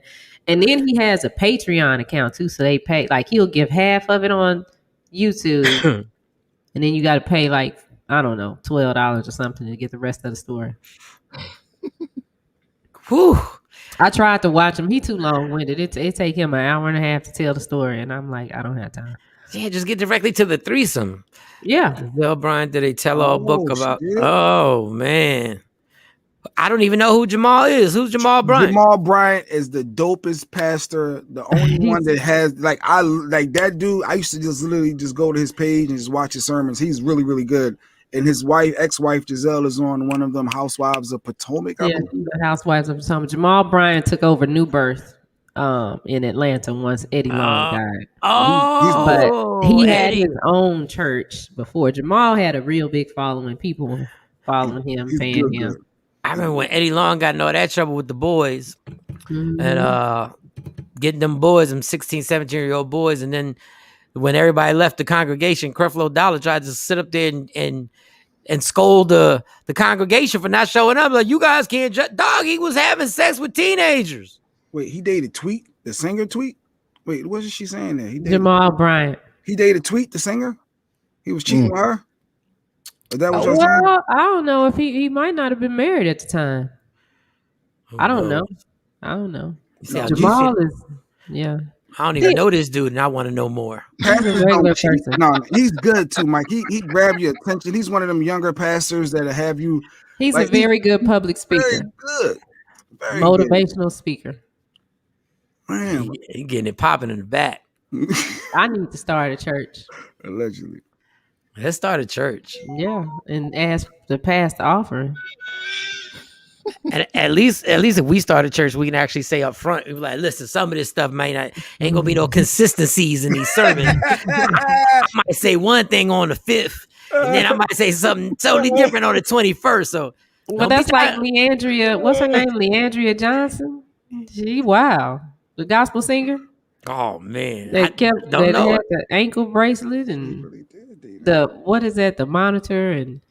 Oh, she had an ankle monitor on her. Mm-hmm. Oh, she was on house arrest. She cussed people out. Wow. She out there. I was like, wow. Dang. Let's start a church. Yeah, because you ain't gotta have no morals. We start a church it's gonna be called the Church of Kinda Saved. Kinda saved, and we can cuss in the pulpit. Kinda saved. And when the logo is like a hand going side to side, like this. Yeah, like we kinda saved. Maybe today, I don't know. Welcome to the Church of Kinda Saved. So he dated Tweet, but his ex-wife looks better than Tweet, so I don't know about that. But we don't cheat all the time. But sometimes Giselle, all right. Yeah, she looks better than Tweet. But how did he approach Tweet? And you talk about how they hollering at girls, Mike. I don't know. You ever been to church of Kinda Saved? What up, mama? Dr. Hall gonna be our minister of music. Kinda saved. And you know who else we have to put in the church? Nice With It. The lady that we had on Nice With It. Oh my God. Yeah. Her Instagram is so funny to me. The stuff she puts up. Nice With It. You ain't never heard of that church Kinda Saved? I'm pastor honest some of the time.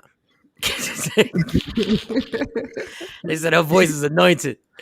I love when people got talent. They like, that voice is anointed. No, she just can really sing, y'all. I don't know. But hey. So yeah, we the topic was, like Jay brought it up, like, how did the pastor meet Tweet? What did he holler at her? Where did he talk? Like, I don't know where these young folks right now, where is the ground where you can actually say what's up to a woman and begin the conversation? Like, because anywhere. I've heard women get mad. The guy try and holler at the grocery store. I ain't even look at my best. Why you gonna try to? I mean, he got low standards. Look at me. I got my bonnet on or whatever. Or she at the bus stop. And she's the first thing I heard about. Look, you see me trying to go to work. Ain't nobody got time to be hearing you. Hello, how you doing, shorty? Why can't you smile? You know why I can't smile? Because I'm about to get on the bus. And there you go. And go to work. Get on the bus. So what is it? What do you want to say? Are you going to take me to work? And you going to get me off the bus stop? What is it? Do you see how pleasant that attitude was she just gave? That's exactly what we talking about. Get me off the bus stop. Because y'all be coming up talking about, oh, hey, I can't stand when I'm at the gas pump and a man come up. Let me help you pump. What do you say? What do you say, Shawn? No, if they ask me, let me pump your gas. Okay, go ahead. Handle that. But if they just gonna stand there and talk to me while I'm pumping the gas, it's like, okay, what do you want? Don't forget what? You trying to holler? What? I don't have time for all that. How you doing, Miss Lady? You know, I saw you over here from there. What you want? Put your number in my phone. Yep. Basically. So you want to call me? I mean, what? Yeah. But you saying too many words now since you want to make it short. Okay, well then go on and tell yo. No, put your number in my phone. I'm gonna call you. Obviously, I'm gonna put my number in the phone. Okay. All right. Finish pumping your gas. You're beautiful. I'll talk to you later. All right. The champ says that you make it sound like you're trying to rob you or something. You get so offended. What? No, I mean, just what does it look like I'm doing? What do you mean? What are you talking about? The reason why, because men are always the core problem at this. Not us, but men are always the core problem. The reason why trying to talk to a woman has gotten so difficult for y'all is because how bad guys and how aggressive and obnoxious guys have been for years on their approach on talking to women. So what happens was women had to put their guard up because you got the grabbers, you got the guys who can't just talk, they got to grab you by the waist. Hey, come on, shorty. Yeah, and that's what you do. I carry something on me, and you get touched with it if you touch me. Let me grab that belt loop. Then grab the belt loop. Grab the belt loop. I will light you up. Do not take the what you're trying to do. Jay, I don't know what you're trying to do. Jay, part of the problem. And then grab the belt loop. Oh my God. Jay. And then the greatest of all time, the greatest of all time, the one that destroyed any opportunity for a guy to have a respectable conversation with a woman who's a stranger is when the woman says, I have a man. And she says, I'm good. And now he calls her all types of B words. You ain't there. Guys made this. So guys, now it's flipped that women are so icy cold. Like you can't even, you know what I hate? I truly hate. This is what I really hate. And this has happened.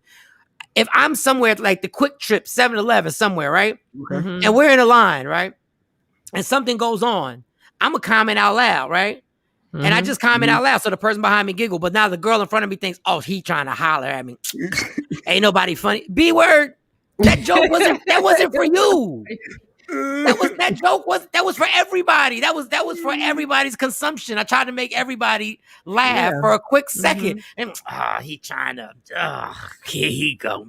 Mr. Radio dude. Mr. Comedian thing. He think just because he on the radio. I said he a comedian, he tells some jokes. He just what?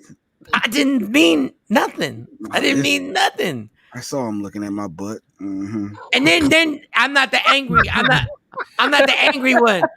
You know what I'm saying? Like I could be rude and be like, girl, come on. Did you look in the mirror this morning? I promise you. I promise you that joke wasn't for you. I promise I wasn't waiting. He said, come on, girl. Did you look at the mirror? You see what I see. Refresh my page. Like, come on. But women now but that being said, guys laid the foundation for women having to get tougher because women can't even, like, if a woman says hi back to you, that doesn't automatically mean she wants you, y'all. Absolutely. Say that again. So if I say, hey, what up, shorty? And she go, hey, what's going on? Hey, what's up? Yeah.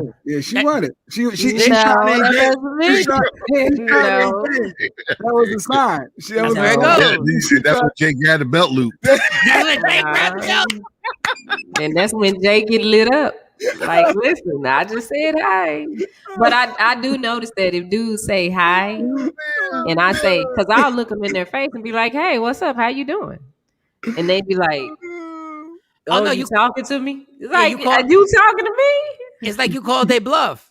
it's like they fainted you. Like they did a fake jab, and then you jab back, like, ha! And they're like, whoa, ain't nobody trying to fight. Nobody trying to Yeah, I mean, you said hi to me, I said hi back. It's funny though, because yesterday, so our pool is on the rooftop and we have grills up there. So me and the girls went up there to chill and grill and stuff. One of our neighbors was up there that we know, but everybody in the group, the black men all dated outside of their race, or they had kids outside of their race. They got white girls, Mexican, white, whatever. They just not black. Okay. So we sitting there just having a conversation. Right. But I could tell, like, some of the black men were like, "Oh, she's really cool. She not going off on us," because some of them were debate conversations and whatnot. And I was thinking to myself, this is a darn shame. This is why men don't talk, because they like really scared. But we were in a situation where, our kids were out there playing. Everybody was there on the same run. Because one dude was like, he kept talking and talking. I'm like, yeah, he ain't never talked to no black woman before. That's the problem. And he's black. He's a black guy. But y'all got to get over yourselves. No, I mean, and how about this? There's another thing I want to. I had this debate. What Kevin? Let's say Kevin said, with different women means different things is the issue. So as a man, be who you are, roll the dice, win or lose. Yeah, that the best thing to do is don't be rude.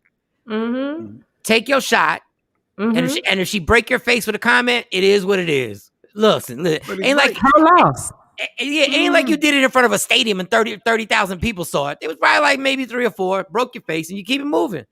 But, read this one, read that one. If we lock eyes and she says hello back, we married. Yep. No. Oh, crazy. No. We married. We go together. We at least go together. We at least go together. We at least go together, y'all. We at least go together. No. The thing that killed. This is the one that used to kill me. I get like. I don't get it, but I understand a woman's point of view. I'm like, look, the grocery store, I'm trying to shop. Stop. I'm at the mall. I'm trying to shop. Stop. I'm on my way to work. I'm trying to stop. I'm not trying to hear nobody. But when your ass is at the club and you getting irritated because people trying to holler at you, what did you come here for? Unless you buy them a drink, you want them to buy a drink. Dance and party with my girls. I understand it, but the rule is this is a place where people try to holler at people. You're mingling. So if you don't want nobody to, if you say I'm good, but don't get mad because you're getting a whole bunch of requests. I'm sorry. That's a compliment. You got dressed up for a reason, so now your reason works. That's the atmosphere. Yeah. It's the atmosphere at the grocery store. That's not what I heard. I'm just going about other women's complaints. Wherever. I'm single. So anybody, y'all want to shoot your shot. That ain't.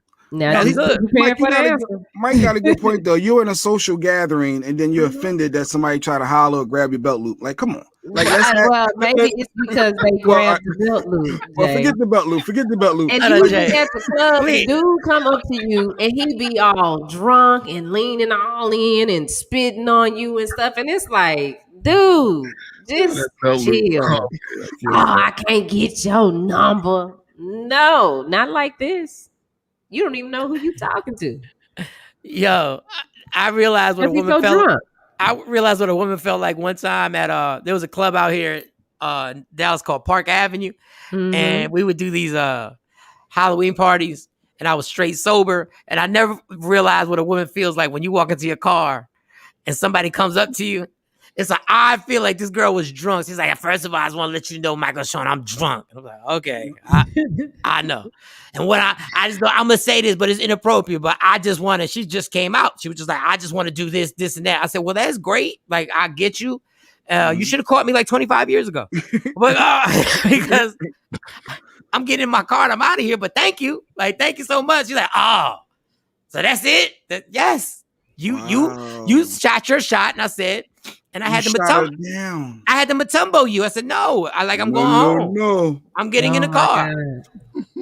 So I know how women feel because guys, especially when guys don't understand. And I'm just saying this from experience. The drunker you get, the stuff that's coming out your mouth just gets worse. It just makes it easier for you to say them. It ain't the more sexy I get, the more, hey. Yeah. You always think you're saying some smooth stuff. Yeah, and it be stupid. It's like, who is he talking to? Wow. I'm here with my girls. Yo. We came to one of your, actually me and Tamara came to one of y'all's Halloween parties. It was the other station, 105. I don't think y'all were there. No, it was. It was oh, y'all were there? Yeah. It was the at Park Avenue. Yeah, at Park Avenue. Yeah. Every year they'd have that damn thing and get dressed up in I hate wearing costumes, y'all. I hate wearing costumes. That's sidebar. I don't want to get into. I hate getting dressed up. Everybody else loves it. I get it. I'm the eyeball.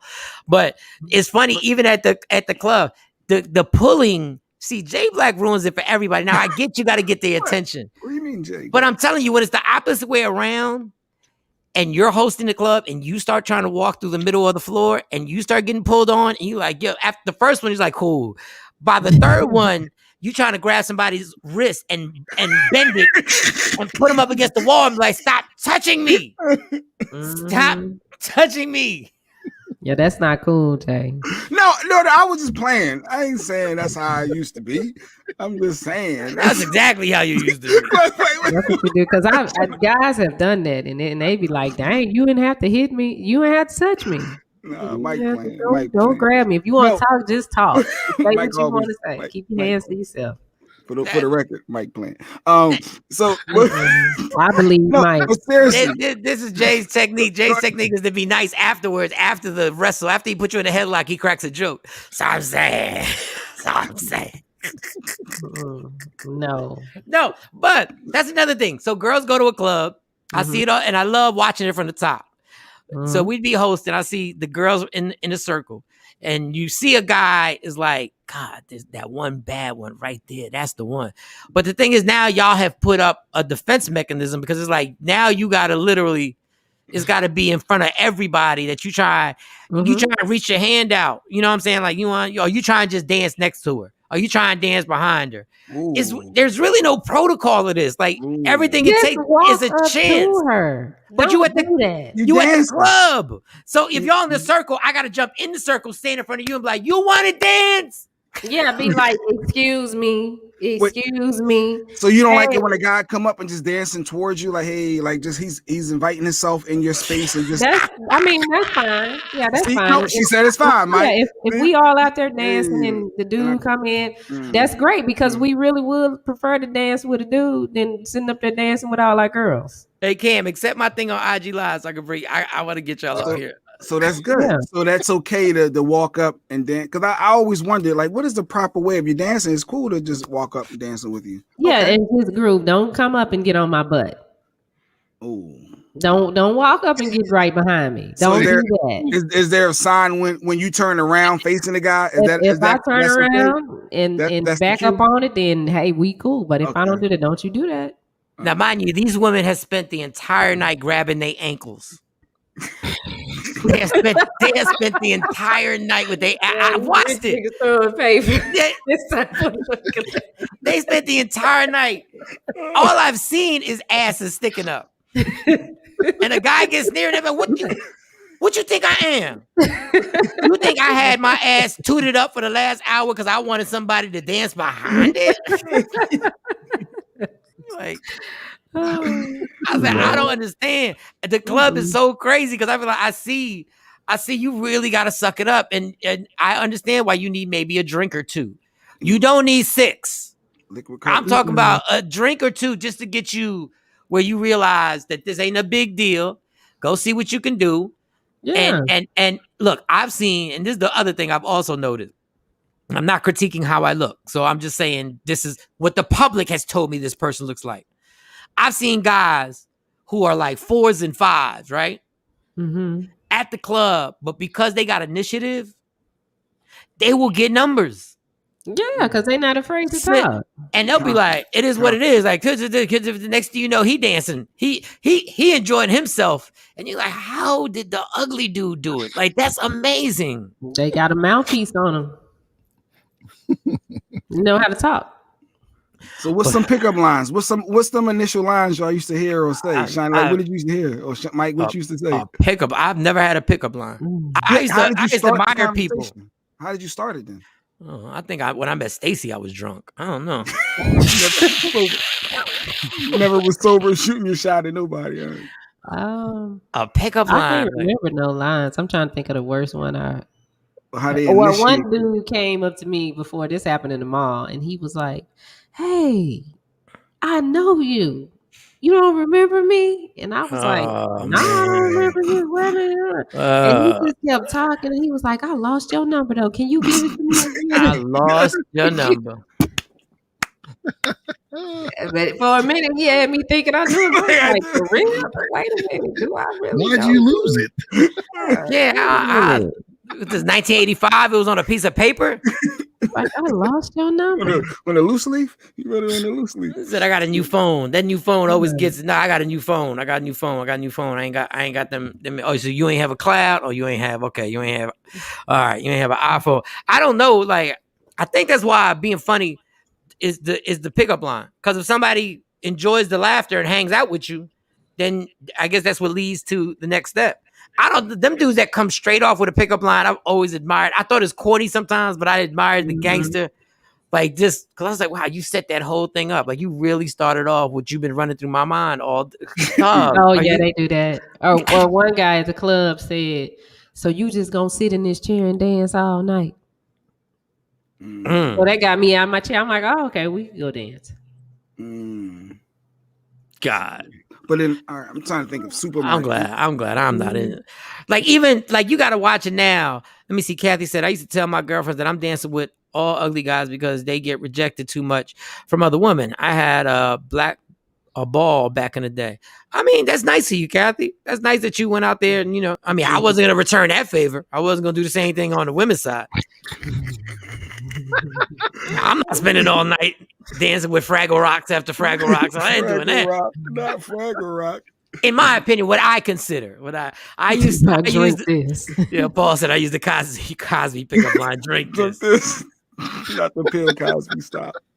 This man is a beast. Stop. Pickup lines are cheesy. Dr. Hall said, just say hello. Tell her why you came over.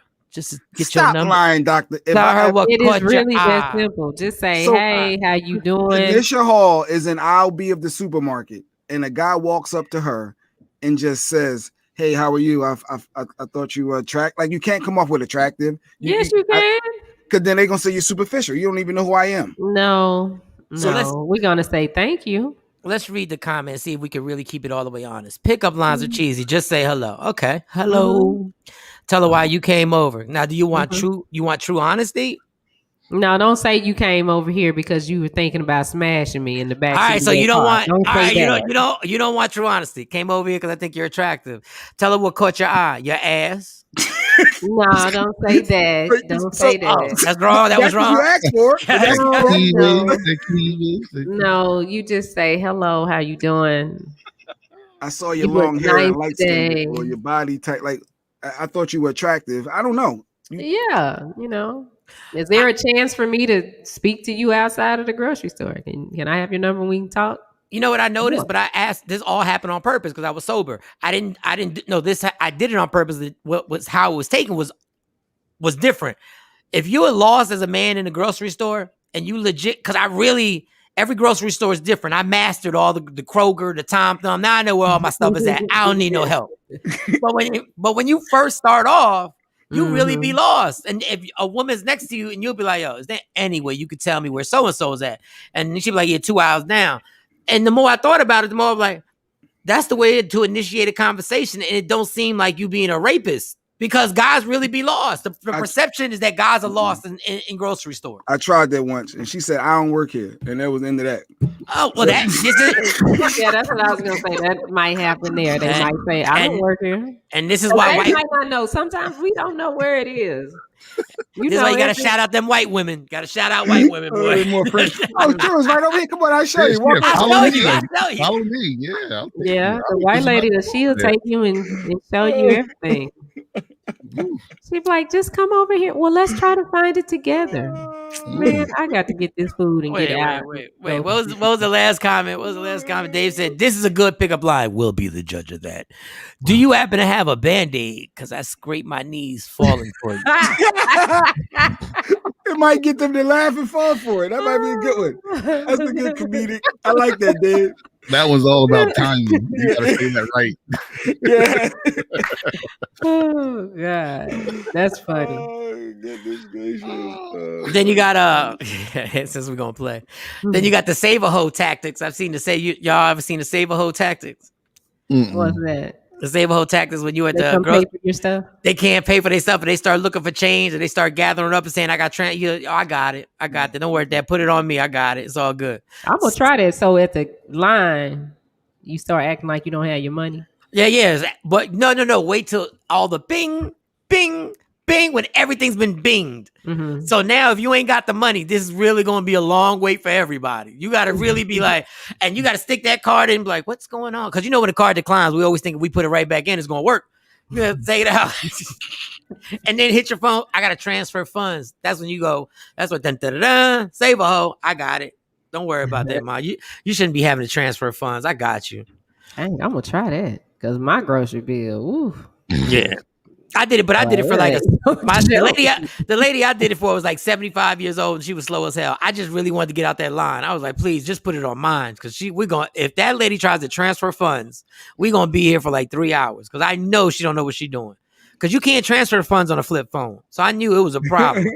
What did the champ say? The champ said they won't give you any play in person, but over social media, y'all BFFs. Y'all. You know what? It's the opposite for me. I don't like the social media because like I did the online day. Like I got a Plenty of Fish and a Bumble account. I hate it. I don't even check it. I don't like talking on there. I'd rather meet somebody in person. And here's Doctor. So Mike, she said, all you got to say to her, Mike, is hello. I like what I see. Can we talk? That is not going to work. That is going to work. I like what I see. Can we talk? Yeah. It's a compliment. It's polite. It ain't nothing rude, you know. You're right. Hey. I like what I see. I like what I see. I might say I like what I see too. Ain't that still superficial though? You still going based off looks? You're not even. That's how you start off looks. I'm not gonna go talk to the ugly man. So can I say hello? I was thinking maybe I can get you pregnant on purpose. You think that would work? Can we talk? Can we talk? No.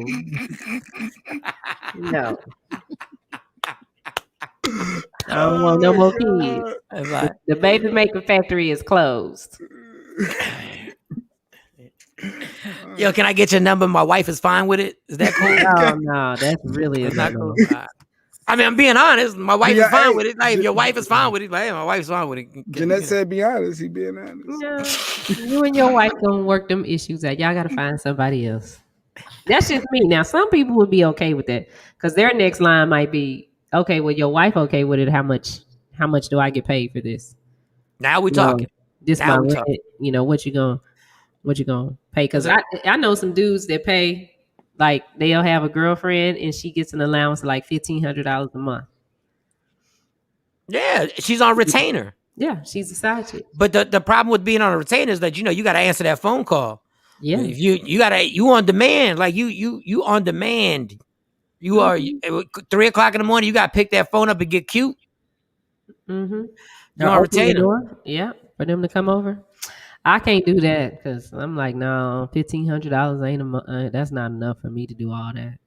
Yeah, but that's a good little lick. 1,500 times 12. Shoot, people out here driving Uber ain't making that. Not for you to come whenever you want. No pun intended. My son said his age 20 years old. Yup, social media. They want to be BFFs. Yeah, I guess the social media thing has replaced where people can get to know each other and say what's up to each other. Let's read actions. A comment. I used to walk up, buy them a drink, and walk away before the drink came, so they could always find me later to say thanks, and the conversation started. And you know what? That's a good plan. Very strategic. It's that these hood rats done switched the game up. They will not come and say thank you. They'll drink no manners. And they'll walk out the door. Who raised you? They'll be like, "Oh, thank you. He bought me a drink." What? Unless they want another drink, then they'll go find you. Oh God. Drinks for everybody. That's another one. I seen dudes do that thing. A group of girls be like, drinks for everybody. Y'all want something, because it always be the smart chick to be like, well, if you gonna buy her, you gotta buy us a drink. So you gotta take the initiative. Everybody, what y'all want to drink? I'm getting all y'all lovely ladies a drink. Everybody's getting a drink. That was me in the group. If they came up to me and be like, can I buy you a drink? I'm like, well, I came out with my girls and we trying to have a good time. So you got to get us all a drink. Wee. A map because I'm lost in your eyes. Kathy thought that was funny, David. Can I get a map? Yeah, because I'm lost in you. I used to say my initial, if I was to give you my number, would you call me? That was my, hey, how are you? Hey, if I was to give you my number. That's cool. Yeah, that's yeah, it used to work a lot. It used to work a lot. Turn into a game show. Yeah. If I give you my number, would you call me? Okay. Hey, if I was to give you my number, would you call? Okay, Alex Trebek. It worked. Cam ain't said nothing. Cam, what's your pickup lines? I don't have one. You just don't talk to nobody? They come talk to you? Yep. You got to also understand, Cam's been a DJ most of his life at these clubs. So the fact, as much as he hates requests, and requests will annoy a DJ until she's fine, then all of a sudden he will actually listen to the request. He may not play it, but be like, yeah, then all of a sudden they chilling. These young people ask for Snapchat, not the number. What's your IG? What's your Snapchat? Yeah. I heard that at the comedy club. I heard that. Yo, what's your IG? What's this? That's how one guy started a conversation. We Facebook friends, and she was like, "What? Are we?" No, he was like, "Take your phone, look," and they were like, "Oh, we've been Facebook friends since like 2000." And okay, real quick, Facebook, stop putting anniversaries on people. You've been friends with somebody for like 3 years, and they do an anniversary. I don't even care about that person. And now, if I'm dealing with somebody and the person says, when you start celebrating anniversaries with this B word, like, no. Yeah. Stop that, Facebook. Stop that. Stop putting a whole movie trailer and stuff that goes along with it. Like, stop. All y'all pictures and stuff. Man, like, what? What the hell is this? I don't even know this chick. She been in like 12 comedy shows. It's like we've been dating for 12 years. So many pictures don't come up. We got different outfits. It's holidays. It was a comedy Christmas show. The comedy, also we done sell. Like, what the? Facebook, stop. There should be a block that you can stop that from happening. No. But that's for some reason, people are impressed by being Facebook friends. And if you know somebody's is your Facebook friend off the door, you ain't got too many friends if you know it off the door. But God bless. That's a good pickup line. Yo, I'm your Facebook friend. And then you look like, no, you're not. Well, make me one. Bam. I don't have no room. I'm at my limit. That's your limit. What is it? 5,000 friends you got? I'm at my limit. You get on my fan page though. No, I got a funny feeling there's somebody you can delete for me. Look at now all of a sudden I'm trying to get Shawn these numbers. This is ridiculous. I don't want to play this game. Shut up. You won. I like what I see. I'm not even doing all that. First of all, once you did that, you can go on my fan. I would have laughed. I'm like, yo, that's so funny that I'm walking away. Yeah, hey, well.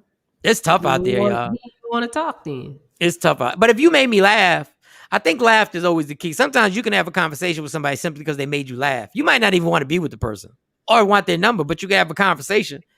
And half the time you guys be complaining. And guys, it's on you.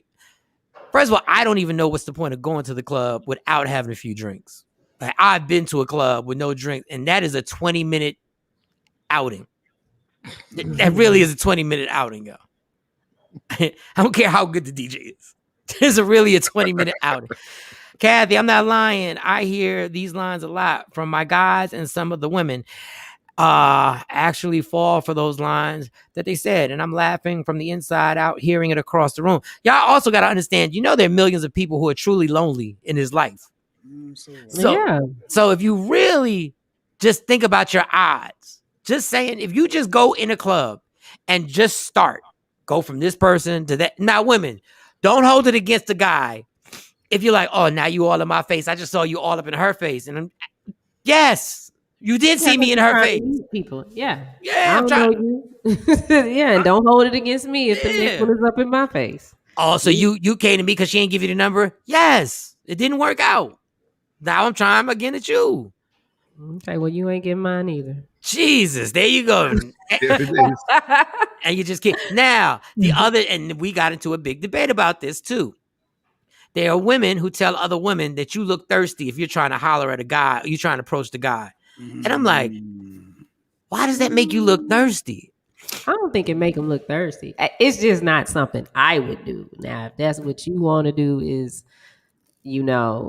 approach somebody, go for it. But I ain't never gonna tell no man that I like him. I don't care. If he don't tell me he like me, or he don't show me that he interested in me, he will never know. So 50 Cent comes up to you. Well, y'all just in the same room. As much as you like 50, you're not going to shoot your shot. I might talk business to him. I mean, like, look, I got this company called the Media Room, and this is what we do. Now, I might do that. No, I would do that. I ain't gonna even lie. But no, as far as trying to holler at him, because I think women forget when they do that. And hey, it's to each their own. But I always tell women, you do remember that as much as guys talk trash, the man of your man of your dreams might be super shy. He might be uncomfortably a shy person. Yeah. And it's not that he don't work with me. Yeah. I mean, he might be shy in a public forum. There's certain people who just get a little tight when they got to do something in front of him. He might be a gangster shark businessman behind the scenes. 830 credit score. I don't think 50 Cent's shy. But he has a girlfriend. So. No, well, what he's just saying is if that person is shy, and that could be your soulmate, and that could be that real person is like, you like him, he likes you, but he just shy, but you're not shy. It's like, why not just go ahead and just say, hey, how are you? I mean, well, if we're already having a conversation and we are speaking to each other and we keep talking, then eventually, it'll come up. Not necessarily that day, but he might be standing next to you and just be like scared to death to say something. It's up to look. I'm glad I ain't got to do what y'all do. Cam, God bless it, homie. God, go ahead. I heard women say, "Girl," I need a drink, but she's saying it near a guy so he can hear it and offer her a drink. Nah, that ain't gonna work on here. I can see it working. I'm good. And that do work. I seen that. Yeah, they trying to get their attention. Yeah. In Vegas, I take the drink out the man's hand. Like first time we went to Vegas, the drinks were like, I gave my girlfriend my card. I said, yeah, go get us all some drinks. And she came back. She was like, it was $50 for 3. I said, for 3 drinks? Oh, we ain't buying no more drinks. I ain't gonna be able to do it tonight. And if I saw a guy walking through and he just came from the bar and it looked like something that I wanted to drink, I grab a cup right out of his hands, like, oh, thank you so much. Ooh, girl. And where did this topic come from? Was it something? It was this girl. She put a clip out there how women are making it incredibly impossible for men to actually try and holler at them. So if we got the clip played, because she's more, I don't care. This girl is crazy. Okay. I don't make it hard for yourselves. I sure did. Yes, I took the drink. But yeah, go ahead. Okay, so I don't know if you've seen the video that's going around, and it's about a woman, a black lady, and she's like, oh my gosh, me and my friends went out and nobody was like trying to get at us. Nobody showed interest, nobody anything. And a guy duetted it or stitched it, and he actually said, well, look what you women have done. Like, this is what you wanted, correct? So I want to piggyback off of that. Ladies, y'all, not all of y'all, but you guys wanted this whole, oh, leave us alone. You guys are perverts. You guys are weirdos. Like, we hate men thing. You guys are on the bandwagon to like, you hate men. What is the fucking goal of this? What is the point of this? Because you know what you guys are doing? You're ruining it for the women who do want to be approached. You're ruining it for the women who are shy and do want that guy to come up to them. She's speaking her truth. She got issues. Talking that talk. She has a point, though. You got to give her credit. She does not have a point. She does have a point. No, she doesn't. A lot out there. There's enough women out there who have criticized men so much that you're like, why would I even take the time to walk into that? Like, all I want to do is say what's up and get your number. All I want to do is see if maybe we might have some drinks or have something. But you got to fight through all these walls and all these level of defenses. It's like, it's not that big a deal. I just want to know, do you want to go out? Yeah, if you say it like that. If you're not approaching all disrespectful. I'm just tired of black women always having to get to be criticized for how we handle things. And, these white women and other women are put on pedestals for how they are open to everything. And it's like, well, if they okay with you walking up to them being disrespectful, hey, more power to them. But quit all that, these black women. Because that's the first thing out of her mouth. These black women, this black woman said it. Well, maybe she's tired of maybe she's tired of it. And black men do that. I went to this bar. It's a bar that me and Tamara go to all the time. One of my favorite places in Dallas because I like their chicken rigatoni. I went there, a dude that I met on, I don't know, I think I met him on Bumble. We agreed to meet there. Now, he was not black. He was something. I don't know. He was from somewhere. Some island. He was from some island. Go ahead. He was like Latin or something. I don't know. I can't remember. But and it's obvious that he wasn't black. He had real long curly hair. And so when I got there, he was sitting at the curly bar. hair and be black, but go ahead. You can have curly hair and be black. But he was different. You looked at him, you knew that this ain't a brother. And so when I got there, he stood up at the bar and waved. And so I was like, oh, okay. I walk over there, all the black men ice grilling me the whole time. And I was like, if I came here with my homegirl, y'all wouldn't say nothing. Like they don't never talk. But because I'm with somebody that don't look like y'all, it's a problem. The whole night they were just, I'm like, are you kidding me? I mean, but that happens. Look, that happens in people in general. There are people who just get upset. Sometimes a man can't win no matter what type of woman he walks in because they're going to start criticizing. If he walks in with a white girl, they're like, there he go. Wanted that little submissive white girl. Oh, now he Mr. Bougie. Then if he walks in with a girl with a dashiki on and they both got dashikis, look at this motherland bastard over here trying to Wakanda everything. And then if he comes in, like, and then if the girl comes in with a long wig or fake hair, look at her fake hair ass, all fake that he with. It don't matter who he walks in with. Some people are just gonna have something negative to say, and if them dudes saw you there all the time, and they probably was like, "Oh, she gonna go." Dog, y'all should have spoke up. Yeah, you should have said something. We there. Me and Tamara be there. Yeah, she said y'all was there before, and it was crickets. Crickets. They will look, but they won't say nothing. And then Rico walked in and just waved and said, "Come on over," and you went over there and did the forbidden dance. That was crazy. Hey. Forbidden dance. Action said, no matter how confident you are, God, no one likes rejection, and women will shoot you down if you're not so-called Mr. Right. You got to take a chance. That's not necessarily true. You don't shoot down. Honey. It's plenty of them that I ain't shot down that weren't Mr. Right. I gave him a chance. Yeah, it's just meeting strangers, man. It's a rough game out here meeting strangers. I see why social media, but I really think women, y'all missing the boat. Y'all could really run this game. Y'all start hollering at guys. Y'all could really turn the tables real quick. Cause it's very rare. Unless you straight from Fraggle Rock. It's very rare. Oogly, as Tam said earlier, oogly. Ain't too many single men in general are gonna turn you down on that. If you're just like, I'm gonna try that in August. You thirsty? Just go ahead, you thirsty? But huh? Me? Yeah, you buy them a drink? Yeah. Turn the tables. In the words of T-Pain, now they've been officially chopped and screwed when that happens. Okay, Tamara, we're gonna go out next month because I got to get through track season, and I'm gonna see. We gonna make it a game, and there we go. How many do, and we gonna tape it so I can show y'all. I'm gonna get somebody to tape it, and we gonna see how this go down. Put your number in my phone, boo. Let a woman say that. Yeah, put your number in my phone. I'm gonna call. Women start saying that. What? What? Ain't no belt loop grabbing and nothing. You just say that. What? That was it. I'll be like, did you have a Band-Aid? Because I done scraped my knees falling on the ground. What did he say? I gotta go back. Honestly, Mike, we think something wrong with her. Don't do that one. No, just stay with the first one. That's too many words. Yeah, I'm thinking you're dangerous now. Okay, so you thirsty? Hey, babe, you thirsty? I got it. Where your bill? I got his bill. Got it. Yeah, you doing too Now much. put your number in my phone. Go.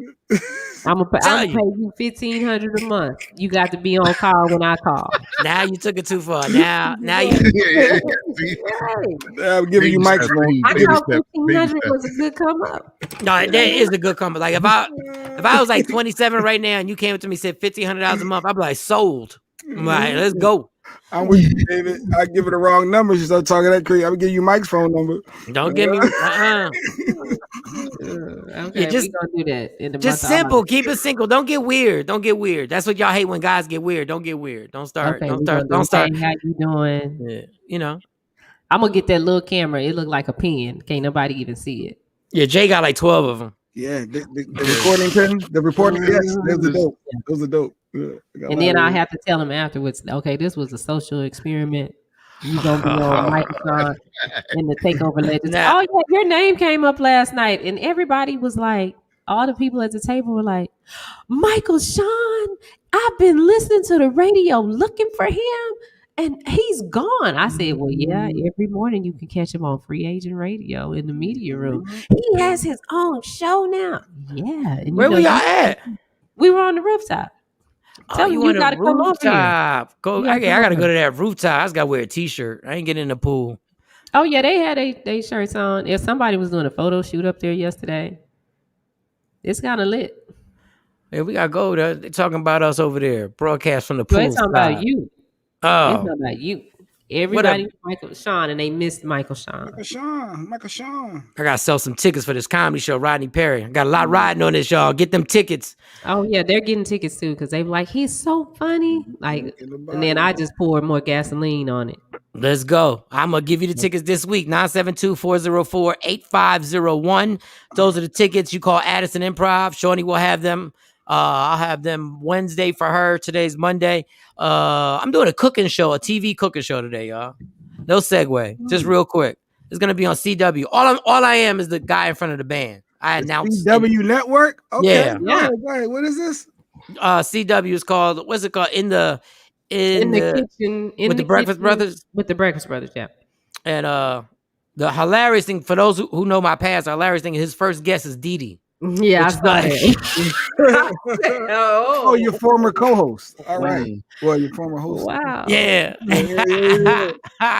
So reunited. Having a reunion. All right. So when you see all the pictures on Instagram, y'all gonna be laughing. I'm gonna make sure. I'm never that person to make sure I take pictures. I just want to start something. Yeah. Oh, and we can sell tickets in the building. You can? I can put advertisement up, everything. Oh, let's get it popping. We can put flyers on the doors. We can do everything. Damn, I ain't give out flyers in a long time. Mm-hmm. They got the barbershop in that building too, don't they? They got a couple. Wow. Why are the tickets not on the website? Well, it's up on the website. I don't know if they're. We went to Arlington. You got to go to Addison Improv. Yes, Addison Improv. Mm-hmm. Buy 6 of them, girl. Addison Improv. Or tap the link in my Instagram bio. Jay put it up on a tree. Kathy on Facebook, so we gotta put it over there too. You know what, Kathy? I'll make an event and put the link in there, and then that way you can go get it on Facebook. On Facebook. When you gonna do the event, Shawnee? I'll do it today after the show. Shout out to DJ Rashawn. What up with you on there? Instagram Live. That one time I was on the Chew. What up? What up? So yeah, so I'm not doing nothing on the cooking show. I do the announcement. And then I stand there. So I got 3 outfits so I can do the announcement. And no tasting, none of that stuff. No eating. Like the last one. If there was ever a time I should have went to the gym, it's this one. Because all it is, I'm been like, just sit. I got the intro. I wrote out the intro. I still haven't memorized it. I'll get it down before I get there today. We do the tapings. That's it. So I think maybe with Dee Dee being there, maybe they'll bring me in on something. Since Dee Dee will be there, maybe they want to go behind the scenes of how I got fired. Who knows? And I'll be like, it wasn't Dee Dee. I'm looking forward to it. You got to make sure you let us know when it airs so we can support. The first one is Saturday, July 10th at 12:30 on CW 33 out here in Dallas. Damn. So we taped 3 shows today. I have no energy, y'all. I have no energy today. And I'm gonna have to get like 5-hour energy drinks because right now, 3 outfits and just standing there. I just have variety. It's really just 2 outfits. I just changed the jacket. That's true. That's smart. That's all you really gotta do. Wear a black shirt, and I'm just chilling. Yep. Look at that. Kathy took off to come to the half a day of work. Go ahead, Kathy. Support. Go ahead, Kathy. Spread the word, Kathy. Addison Improv early and try to get all our tables together. I want to be there. Wait, I just want to be there when Kathy walks up to you for the first time when you meet her, and she say, "I'm Kathy." I just want to be there, like David did. I'm David. I'm David. I'm David. Yeah. Okay. Like, see, that's a terrible pickup line to just walk up to somebody. I'm John. No, David is gangster. David said, "I'm David," and then I told you he started singing "What a Beautiful World." Yeah, see that? I'd be like, "What is wrong?" I thought I was high. I said, "Man, why is he singing?" Now see, what? Before we go down that rabbit hole. Cameron's gonna come this time too. All right, I got to put the list out for everybody because I know everybody that was there the last time said they want to come to the next one. So, all right. So Addison Improv. What we got after this? After we take this break, Sexy Mo. We're almost on time for Sexy Mo. We'll take. We're actually late for Sexy Mo. Oh yeah, it's supposed to be 8:15, 9:15, right? Yeah. Mm-hmm. That's a long time. Oh, the doctor's coming out from Houston. You are? Okay.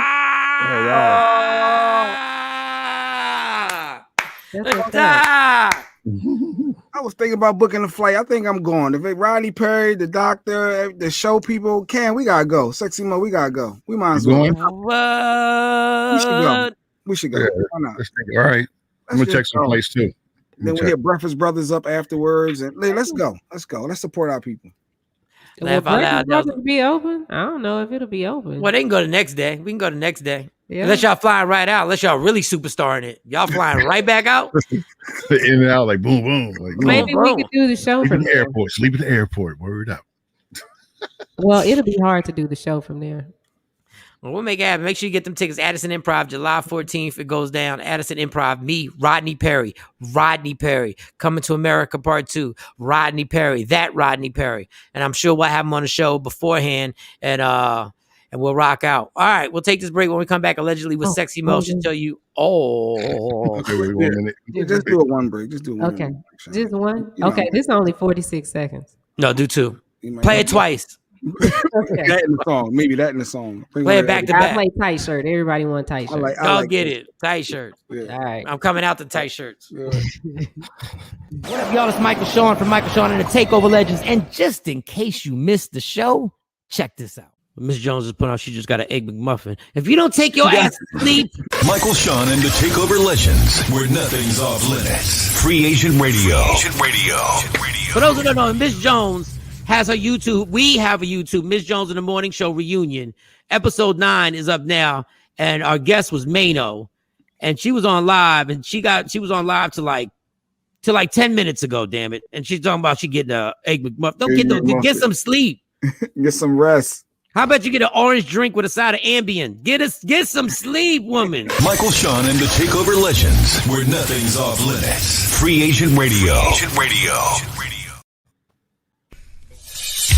We the worst records, baby. We about to create a perfectly horrible song. Y'all know I've been in the gym, and now all I wear is tight shirts, tight shirts, tight shirts, tight shirts, tight shirts. Yes, I do. Michael Shawn wears Tight shirts every day.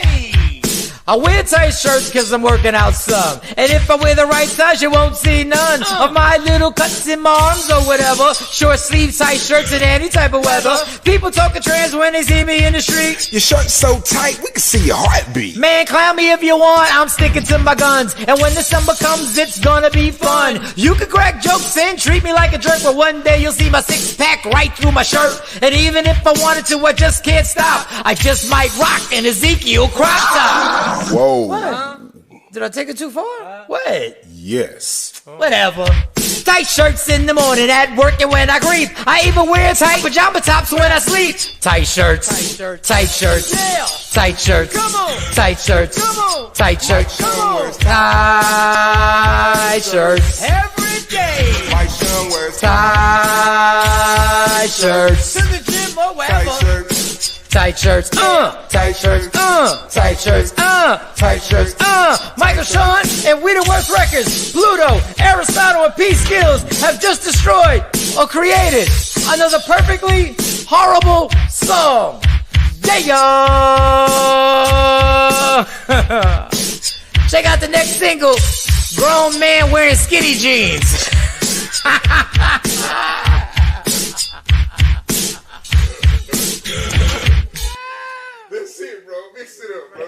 Michael Shawn and the TakeOver Legends, where nothing's off limits. Free Agent Radio. Baby, tap in. Tap in. And good morning, ladies and gentlemen. Michael Shawn and the TakeOver Legends, Jay Black, DJ Cam, Shawnee Scott. And it's now time for the wonderful, also pleasant, good friend of ours. I'm waiting for are we going to wait for allegedly to scroll? Do I have to wait for that, or can I go right into it? Do I have to wait for it? Let me see. Oh, I didn't. I'm waiting on Jay because we now listen. No, I was about to hit it now. Yeah, okay. Up next, allegedly, with Sexy Mo. Sexy Mo's in the building. Yeah. What's up, Michael Shawn? What's going on? What's up, y'all? Morning. Good morning. Good morning. I tell you what's not alleged. I tell you what story's not alleged. What's that? I'm a huge boxing fan, and I thought it was ironic that somebody was running them streets and was at a party. It looked like a sports bar watching the fight. It had the bosoms kind of like she was doing Instagram. No Instagram. She was all. I was like, wait, why is she watching the fight? I said, okay.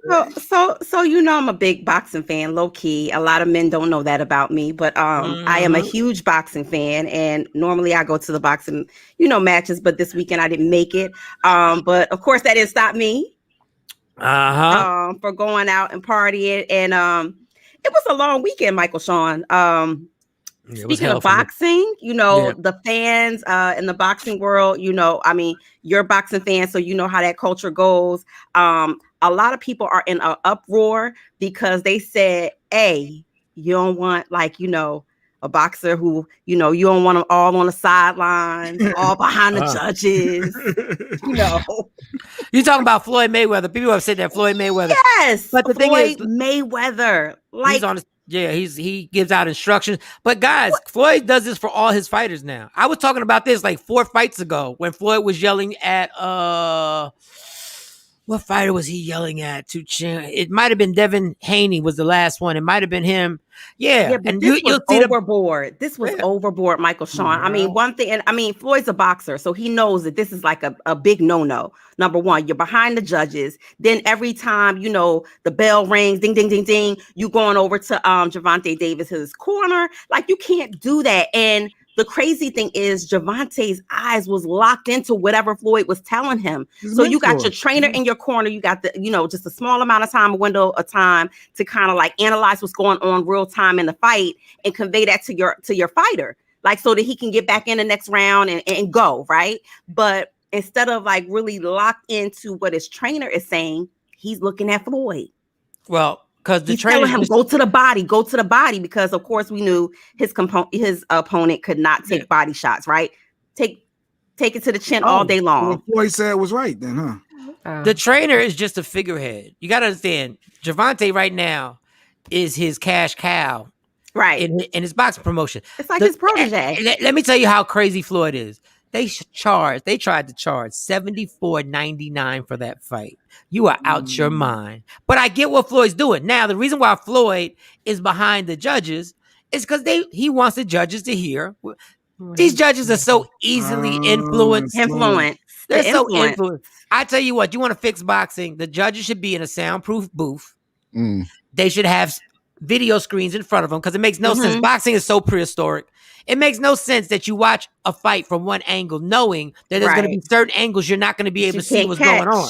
Right. So just like every sports analyst, they should be video every angle, just like we're watching it, so they can see everything. But the booth should be soundproof. They shouldn't be able to hear the crowd. Right. Because that affects them. It does. They shouldn't be able to hear people in the back, like Floyd talking, because Floyd is trying to influence. Right. But especially Floyd. If it was anybody else, man, but Floyd holds weight, and they know that he knows boxing in and out. But who cares about that? Who were you there with?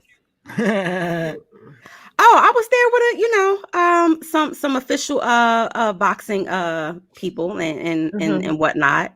What's the dude's name? That's what we're trying to figure out. She's dating somebody from the WBC or something. No. You know, just some people in the boxing it was industry. A group of y'all. It wasn't a date. Was it a date? It wasn't a date. No. Was it a low key date? No, not a low key date. That's that female talk, Mike. That I was a free agent. A real low key date. Oh, you were a free agent. I was a free agent. You just had all your brothers with you. Yep. Protection. So you could scope it out. I can scope it out. I can case out the joint.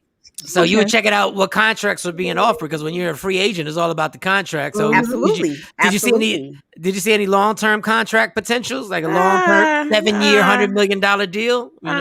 Potential, no trade clause, possible potential. Possible. I'm stuck on Shiny with the low key date. So when the girl said they're going out with a group of people, it's really a low key date. That's what I heard. That's all I heard. No.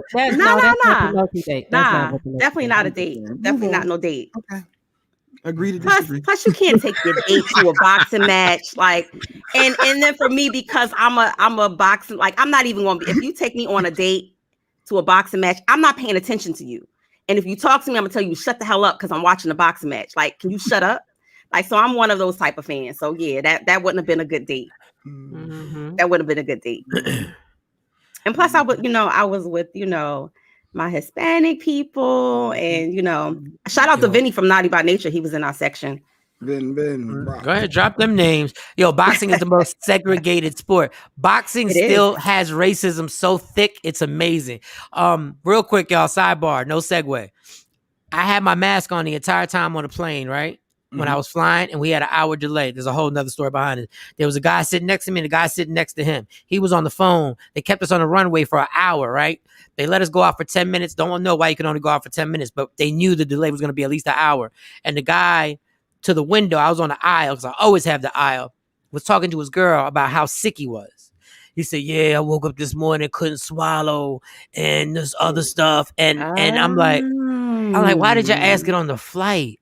But I had my mask on, right? And I had a guy in between. The guy, that sounded crazy. The guy sitting there. That sounded nuts. Oh, that sounded nuts. Probably should have said nothing. A lot of pauses. This is a run-on pause sentence. Yeah. The gentleman that had the middle seat was like 6'3". I thought he was going to ask me if he can get the aisle. I don't give up the aisle. I don't. But I'm sitting there going, all right, at least he's blocking the germs, right? And this guy kept talking about his eyes were watery, his nose was stuffed up. I had my mask on, y'all. Oh, he should have kept his ass at home. I have every symptom that he talks about right now. Now I know why I don't have any energy. Wait, you fully vaccinated though? You've been but that was a mind suck. That don't stop you from that stops you from COVID. It don't stop you from getting the flu or okay. As long as it ain't COVID, you good. You be all right. No, and it doesn't necessarily stop you from getting COVID. It just lessens your chance and lessens the symptoms. Yep. Get you some ginger root tea. Yeah. You know what ginger is? You know what that look like in the grocery store? It's in the produce. It looks weird. Chew on that. Or boil it. Mm-hmm. You can put brown sugar in it. You just got 2 weeks to get better. You got a show coming up in 2 weeks. You got a show to do, people. You see that? Today. Don't you go tape today? Yeah, I go tape today. So that's gotta get that first and foremost. So yeah, you need to get you some ginger root, put a little lemon in it, a little brown sugar, and drink it. This sucks. Get some elderberry. Text me that so I can go actually find the part. Okay, go ahead. He'll come up with a whole full hot toddy, thicker mask, Southern style. Yeah, what? And that ginger root is gonna clean you out too. I mean, not today, like you'll be fine, buddy. But tomorrow, tomorrow it's gonna move everything out of you. And I kept looking at the guy because I'm sitting there, why are you saying this on the phone? Like, don't nobody want to hear how sick you are. Like, I'm like, damn. And he was talking everything. He's like, yeah, it just don't feel right. I haven't even ate. I came straight from the hotel, rolled right out of bed, and I was like, get some medicine. Then to top it all off, he ordered 2 bottles of the little Jack Daniels, and I had to pass it. But he was right about that. But I did give him credit for that. I'm like, if you're sick, better to be drunk and sick than to be regular sick. And that Jack Daniels or some Henny gonna knock it right on out. Damn, Jack. All right, go ahead. I'm sorry. I just want to bring that up. Because I was wondering, I said, why am I so low energy today? There's something not right. And then I fell asleep so hard. I fell asleep early and was knocked out. And I just feel cloggy and congested. Like Cam. Like I'm down these wires. What's going on down there? What's going down under? What you looking at, Cam? What you looking at down there?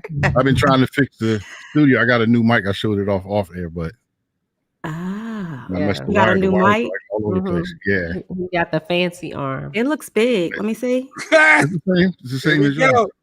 Yeah, it is big. Oh yeah, that looks like a 2-hander. Yeti blue. It looks black to me. There we go. A black 2-hander. Okay. Well, speaking of black and 2 hands, Michael Shawn. You want to see a smooth Casanova? Bend over.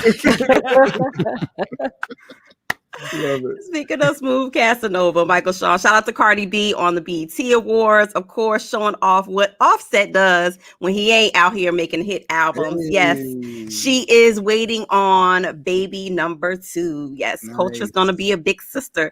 And of course, Cardi fans ate it up. And some of her fans was on the fence, which I call them not fans, because anything Cardi does, her real fans are like on board. But some people were like, I think it was a little bit too much. She's big on stage, and all of that twerking. They felt like she shouldn't have been doing all that twerking while she was pregnant. So she had mixed reviews on her come out, but her true fans were here for it. I'm here for it because she looks so happy and healthy when she's pregnant. Yeah. Wasn't Beyonce doing the same thing when she came out with Love on Top when she did her debut? Beyonce came out, she was singing, she was cute, she was bopping, 2-stepping, and then boom, I'm gonna show you my baby. Cardi was dropping it like it was hot, like it was real hot. The lyrics, of course, they just felt like it was too overly sexualized for her to come out that big and pregnant. But again, I'm here for it. I think that she looked great. What she had on looked nice, but of course, fans always got stuff to say. I don't like pregnant stomachs, but that's just me. What? Well, they say that's the big time, like that's the best time. They say that a woman is really like in her sexual aura when she's pregnant. I agree with that. That was true. That was true. That was true. So what is it about the stomach? Is it the fact that it's the baby in there? Like it's so big and it just looks weird. Awkward. Yeah, it just looks weird. I'm not saying it's not listen, y'all. I know I'm in a minority. I'm not the type of person who likes the pictures when a woman and everybody takes them when they take the pictures and is naked. They'll cover their breasts and all you see is their stomach. I always think that looks weird. Yeah, I think that whole I think it's an amazing process. But when I look, I go like, wow, there's really something for real in your stomach right now. A human. Well, some men get like, weirded out by it. Especially on the sexual side, they get weirded out about it. I don't want to hurt the baby. Like, you're not gonna hurt the baby. Newsflash. I'm sure Dr. K will tell you ain't nothing that big that's gonna hurt the baby. You can't even high five the baby with that thing. And even if it does, that's part of life. Sacrifice is part of life. Start early. Learn these lessons early, baby. You're gonna sacrifice for the family. Daddy needs some. Move out the way. Close your eyes. In your stomach, and they take their hand. Both my daughters did this. They took their hand and went across my stomach so I could see their hand. The handprint. The infamous handprint. That's a lot. Another thing, Beyonce, Dr. K, you see what she said? Yeah. How you think it was made? How you think the baby was made? And physical activity is encouraged during pregnancy. We know, and I think Beyonce actually probably took it easy because Beyonce, from what we were told in Jay-Z albums, had a hard time keeping pregnancies. Yes. So they probably had to regulate her, and be like, all right, chill a little bit. Let's not do too much. Well, they say that there's something in the sperm that actually, especially if you're at the end of your pregnancy and you want to hurry up and push it out, your behind is over your due date. Sex in the male, the what's in the male sperm helps to move that process along. It would take our So they time. say if you want to hurry up and push out, you overdo. You and your man get busy in the bedroom. You know how much money it costs to raise, how much money it takes to raise a kid. Keep that baby in there for as long as possible. Hang in there. I need one more month of work. Just take your time. Don't come out yet. Take your time, little man. You're good. I ain't got to pay for rent for you right now. I ain't buying you no clothes. You're good. Stay up in there. Congrats to Cardi. I like that. But pregnant bellies they weird me. They do weird me. Now the actual C-section. The only thing that weirded me out about C-section is because I got nosy. I didn't have to get nosy. I got nosy. Oh, you looked over the the cover part? I looked the whole thing. Yeah, I looked. I watched the whole pictures thing. and video from my C-section. My doctor was a whole G. He allowed for video camera, everything, pictures, everything. So anytime my son cut up, I'd be like, "Come here, let me show you what I went through to get you here." But you couldn't cut the umbilical cord, Mike. So why look like? They don't let you do all that, right? With a C-section. Yeah, I did. Yes, you do. I did. Yeah, I did. As long as there's no complications. If there's complications, of course, everything is like, I don't know why they let me do it with that liquor on my breath, but they let me do it. Oh my God. Luckily, you ain't have a boy, because that could have been a real problem. I ain't like the way it freaked me. Wait, what's that? When I looked over the curtain, I ain't like the fact that they literally were pulling a Kayla. They were pulling they were doing this like taking. I was like, why are they pulling on it? And then Stacy's stomach was shaking. I was like, and that's when my stomach got. I said, oh, this is so real. And I should have looked. I should have minded my business. I should have stayed right behind that curtain and just. They have the curtain there for a reason. I should have talked to Stacy and just said, "Go ahead, girl. It's okay." I did the same thing. Hang in there. Hang in there. You're gonna be good. You're gonna be all right. Get these twins out. But you actually feel that pulling and the tugging. They tell you it's gonna be pressure. I'm like, that wasn't pressure. I felt all of that. Yeah, that was oof. I felt all of that. That made my stomach hurt. I didn't feel too much of it. But you have a new appreciation, though, right? For the process. Oh, I got new appreciation, but then I got thrown into work because, first of all, once again, y'all should liquor test people. Like y'all should have asked me if I had something to drink, because not only, first of all, Akela came out. Akela took all the food from Stacy. So Akela came out like poof, right? Then Autumn came out the size of my hand. And then two of them in there, yeah. So that's what happens with twins. They had to rush her to whatever fetal NICU? to NICU, and I'm the one who gives her the first feeding. Y'all don't smell this liquor on my breath. You're the father. You the daddy. I would let it. The pappy, so that's why they gave the baby to you. I would let anybody do anything. So. And all that blood and stuff, it's a beautiful thing, but it's not beautiful at the same time. It's not this aesthetics. The aesthetics of it isn't beautiful. The meaning behind it is what's beautiful. That's the closest. That's the closest to I think to death. They say that a woman will come. It's childbirth. It's childbirth, especially, you're talking about a C-section. You got everything open, exposed. There's so many, things that could happen. But shout out to all of the men who actually endure that.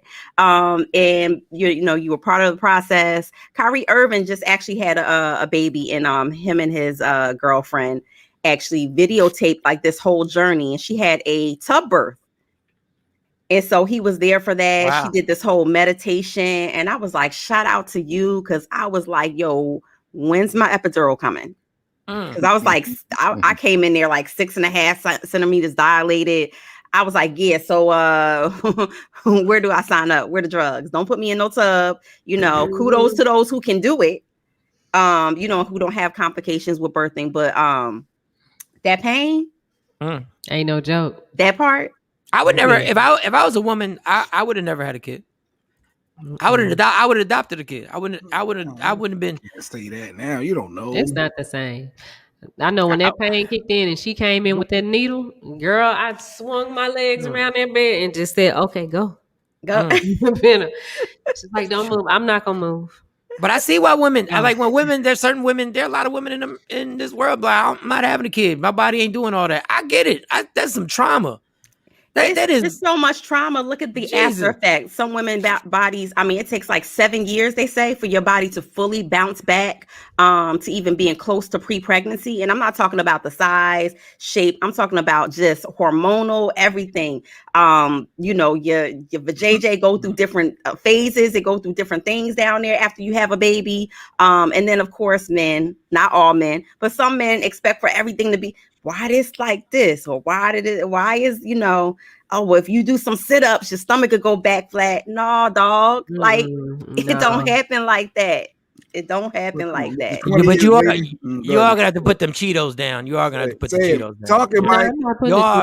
You're gonna put them Doritos down. But see, for a man genetically, right, is different from a woman. A man could go back. You know what I mean? Nothing happens to your manhood down there. I get it. Or your hormones or anything like that. Stop it. A woman 20 years later, baby. 20 years later, you still saying baby fat? Stop. Yeah. After a woman has a baby, especially a C-section. So there's only so much you're cutting through muscle. You're cutting through all of that. It's only so much that can have. I mean, yeah, you're going to have that fupa. You're going to have that fupa. Yeah. I don't care. Even no matter how big or small you are, it might be flat, but it's never going to go back to the same condition it was.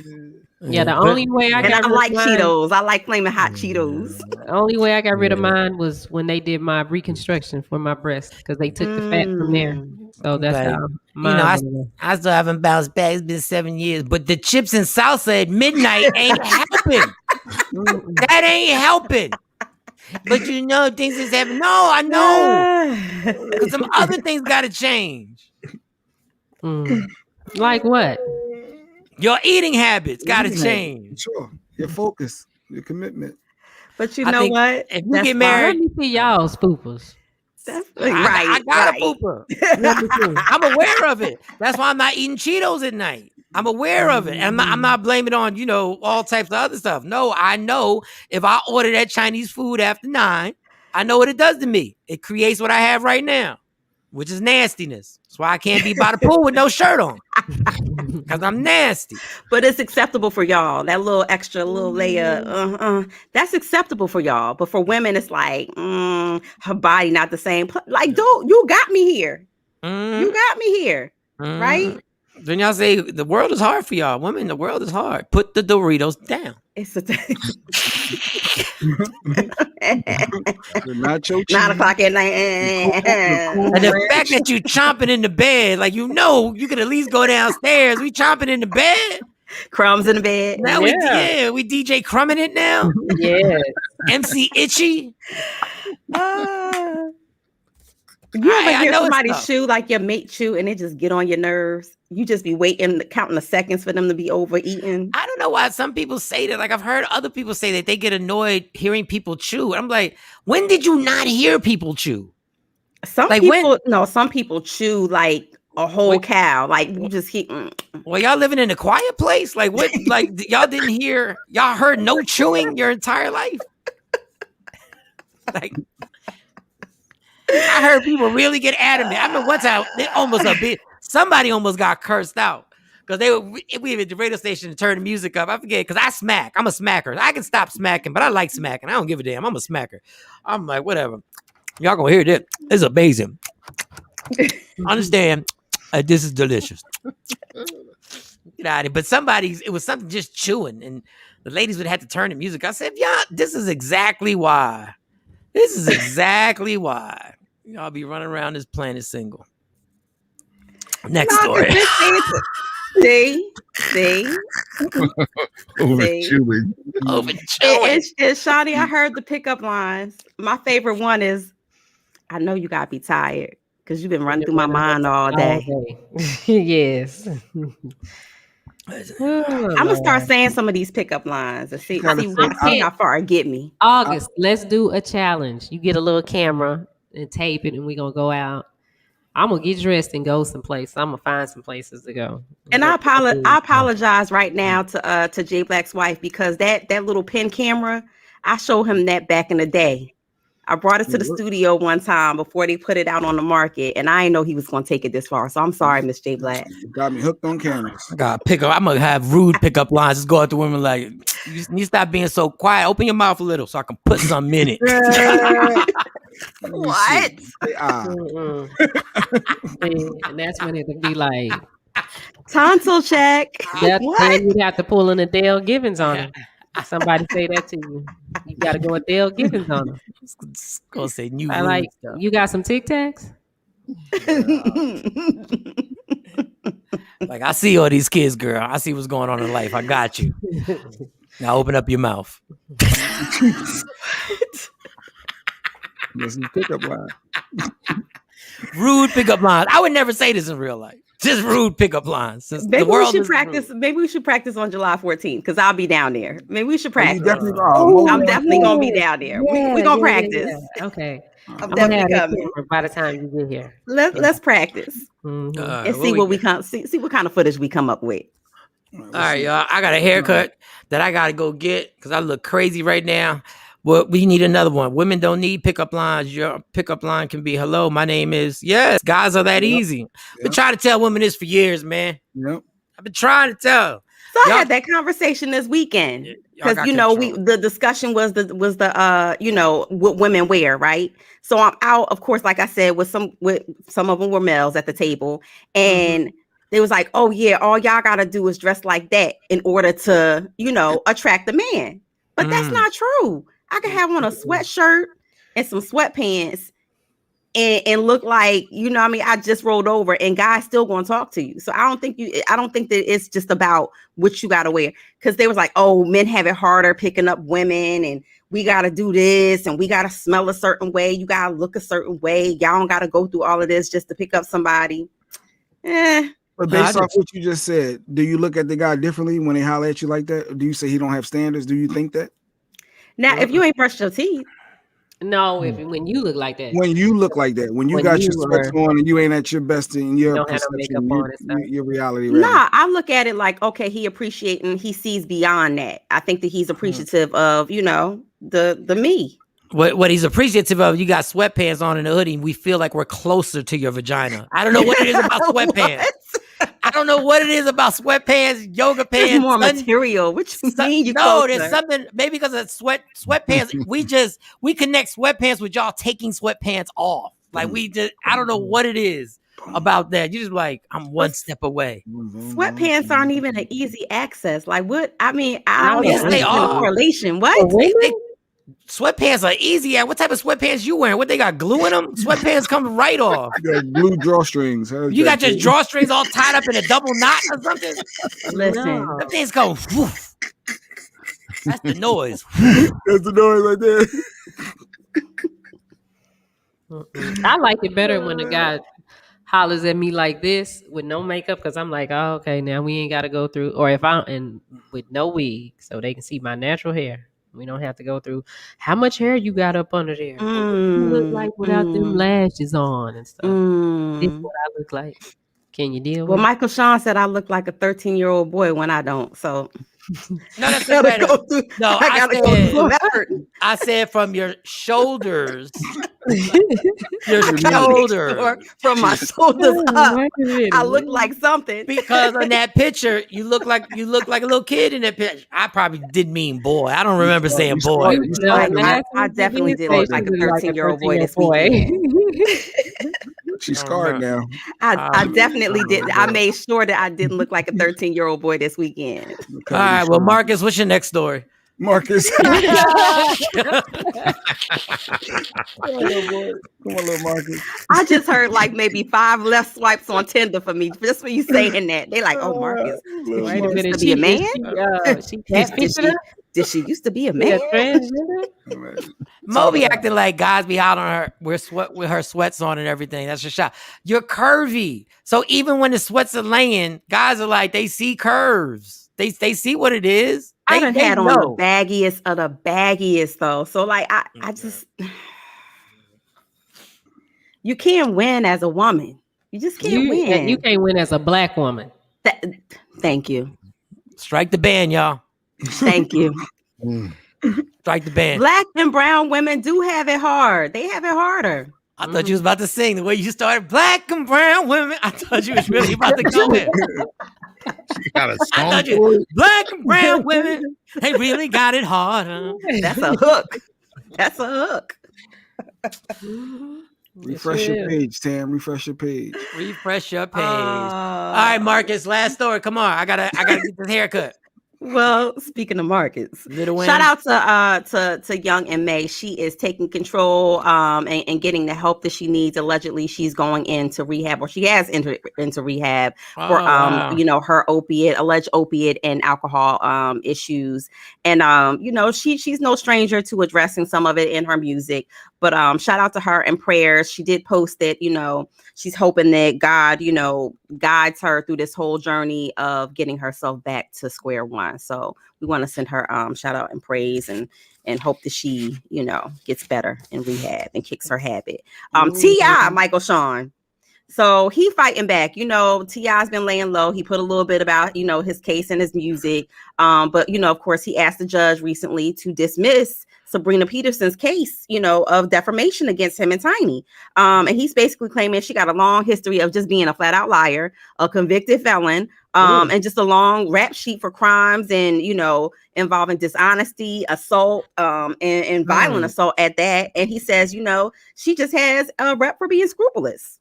So he's like, I can't damage her rep any further than what it already is. So why are you suing me for defamation of character? Because you have none. So that's his stance.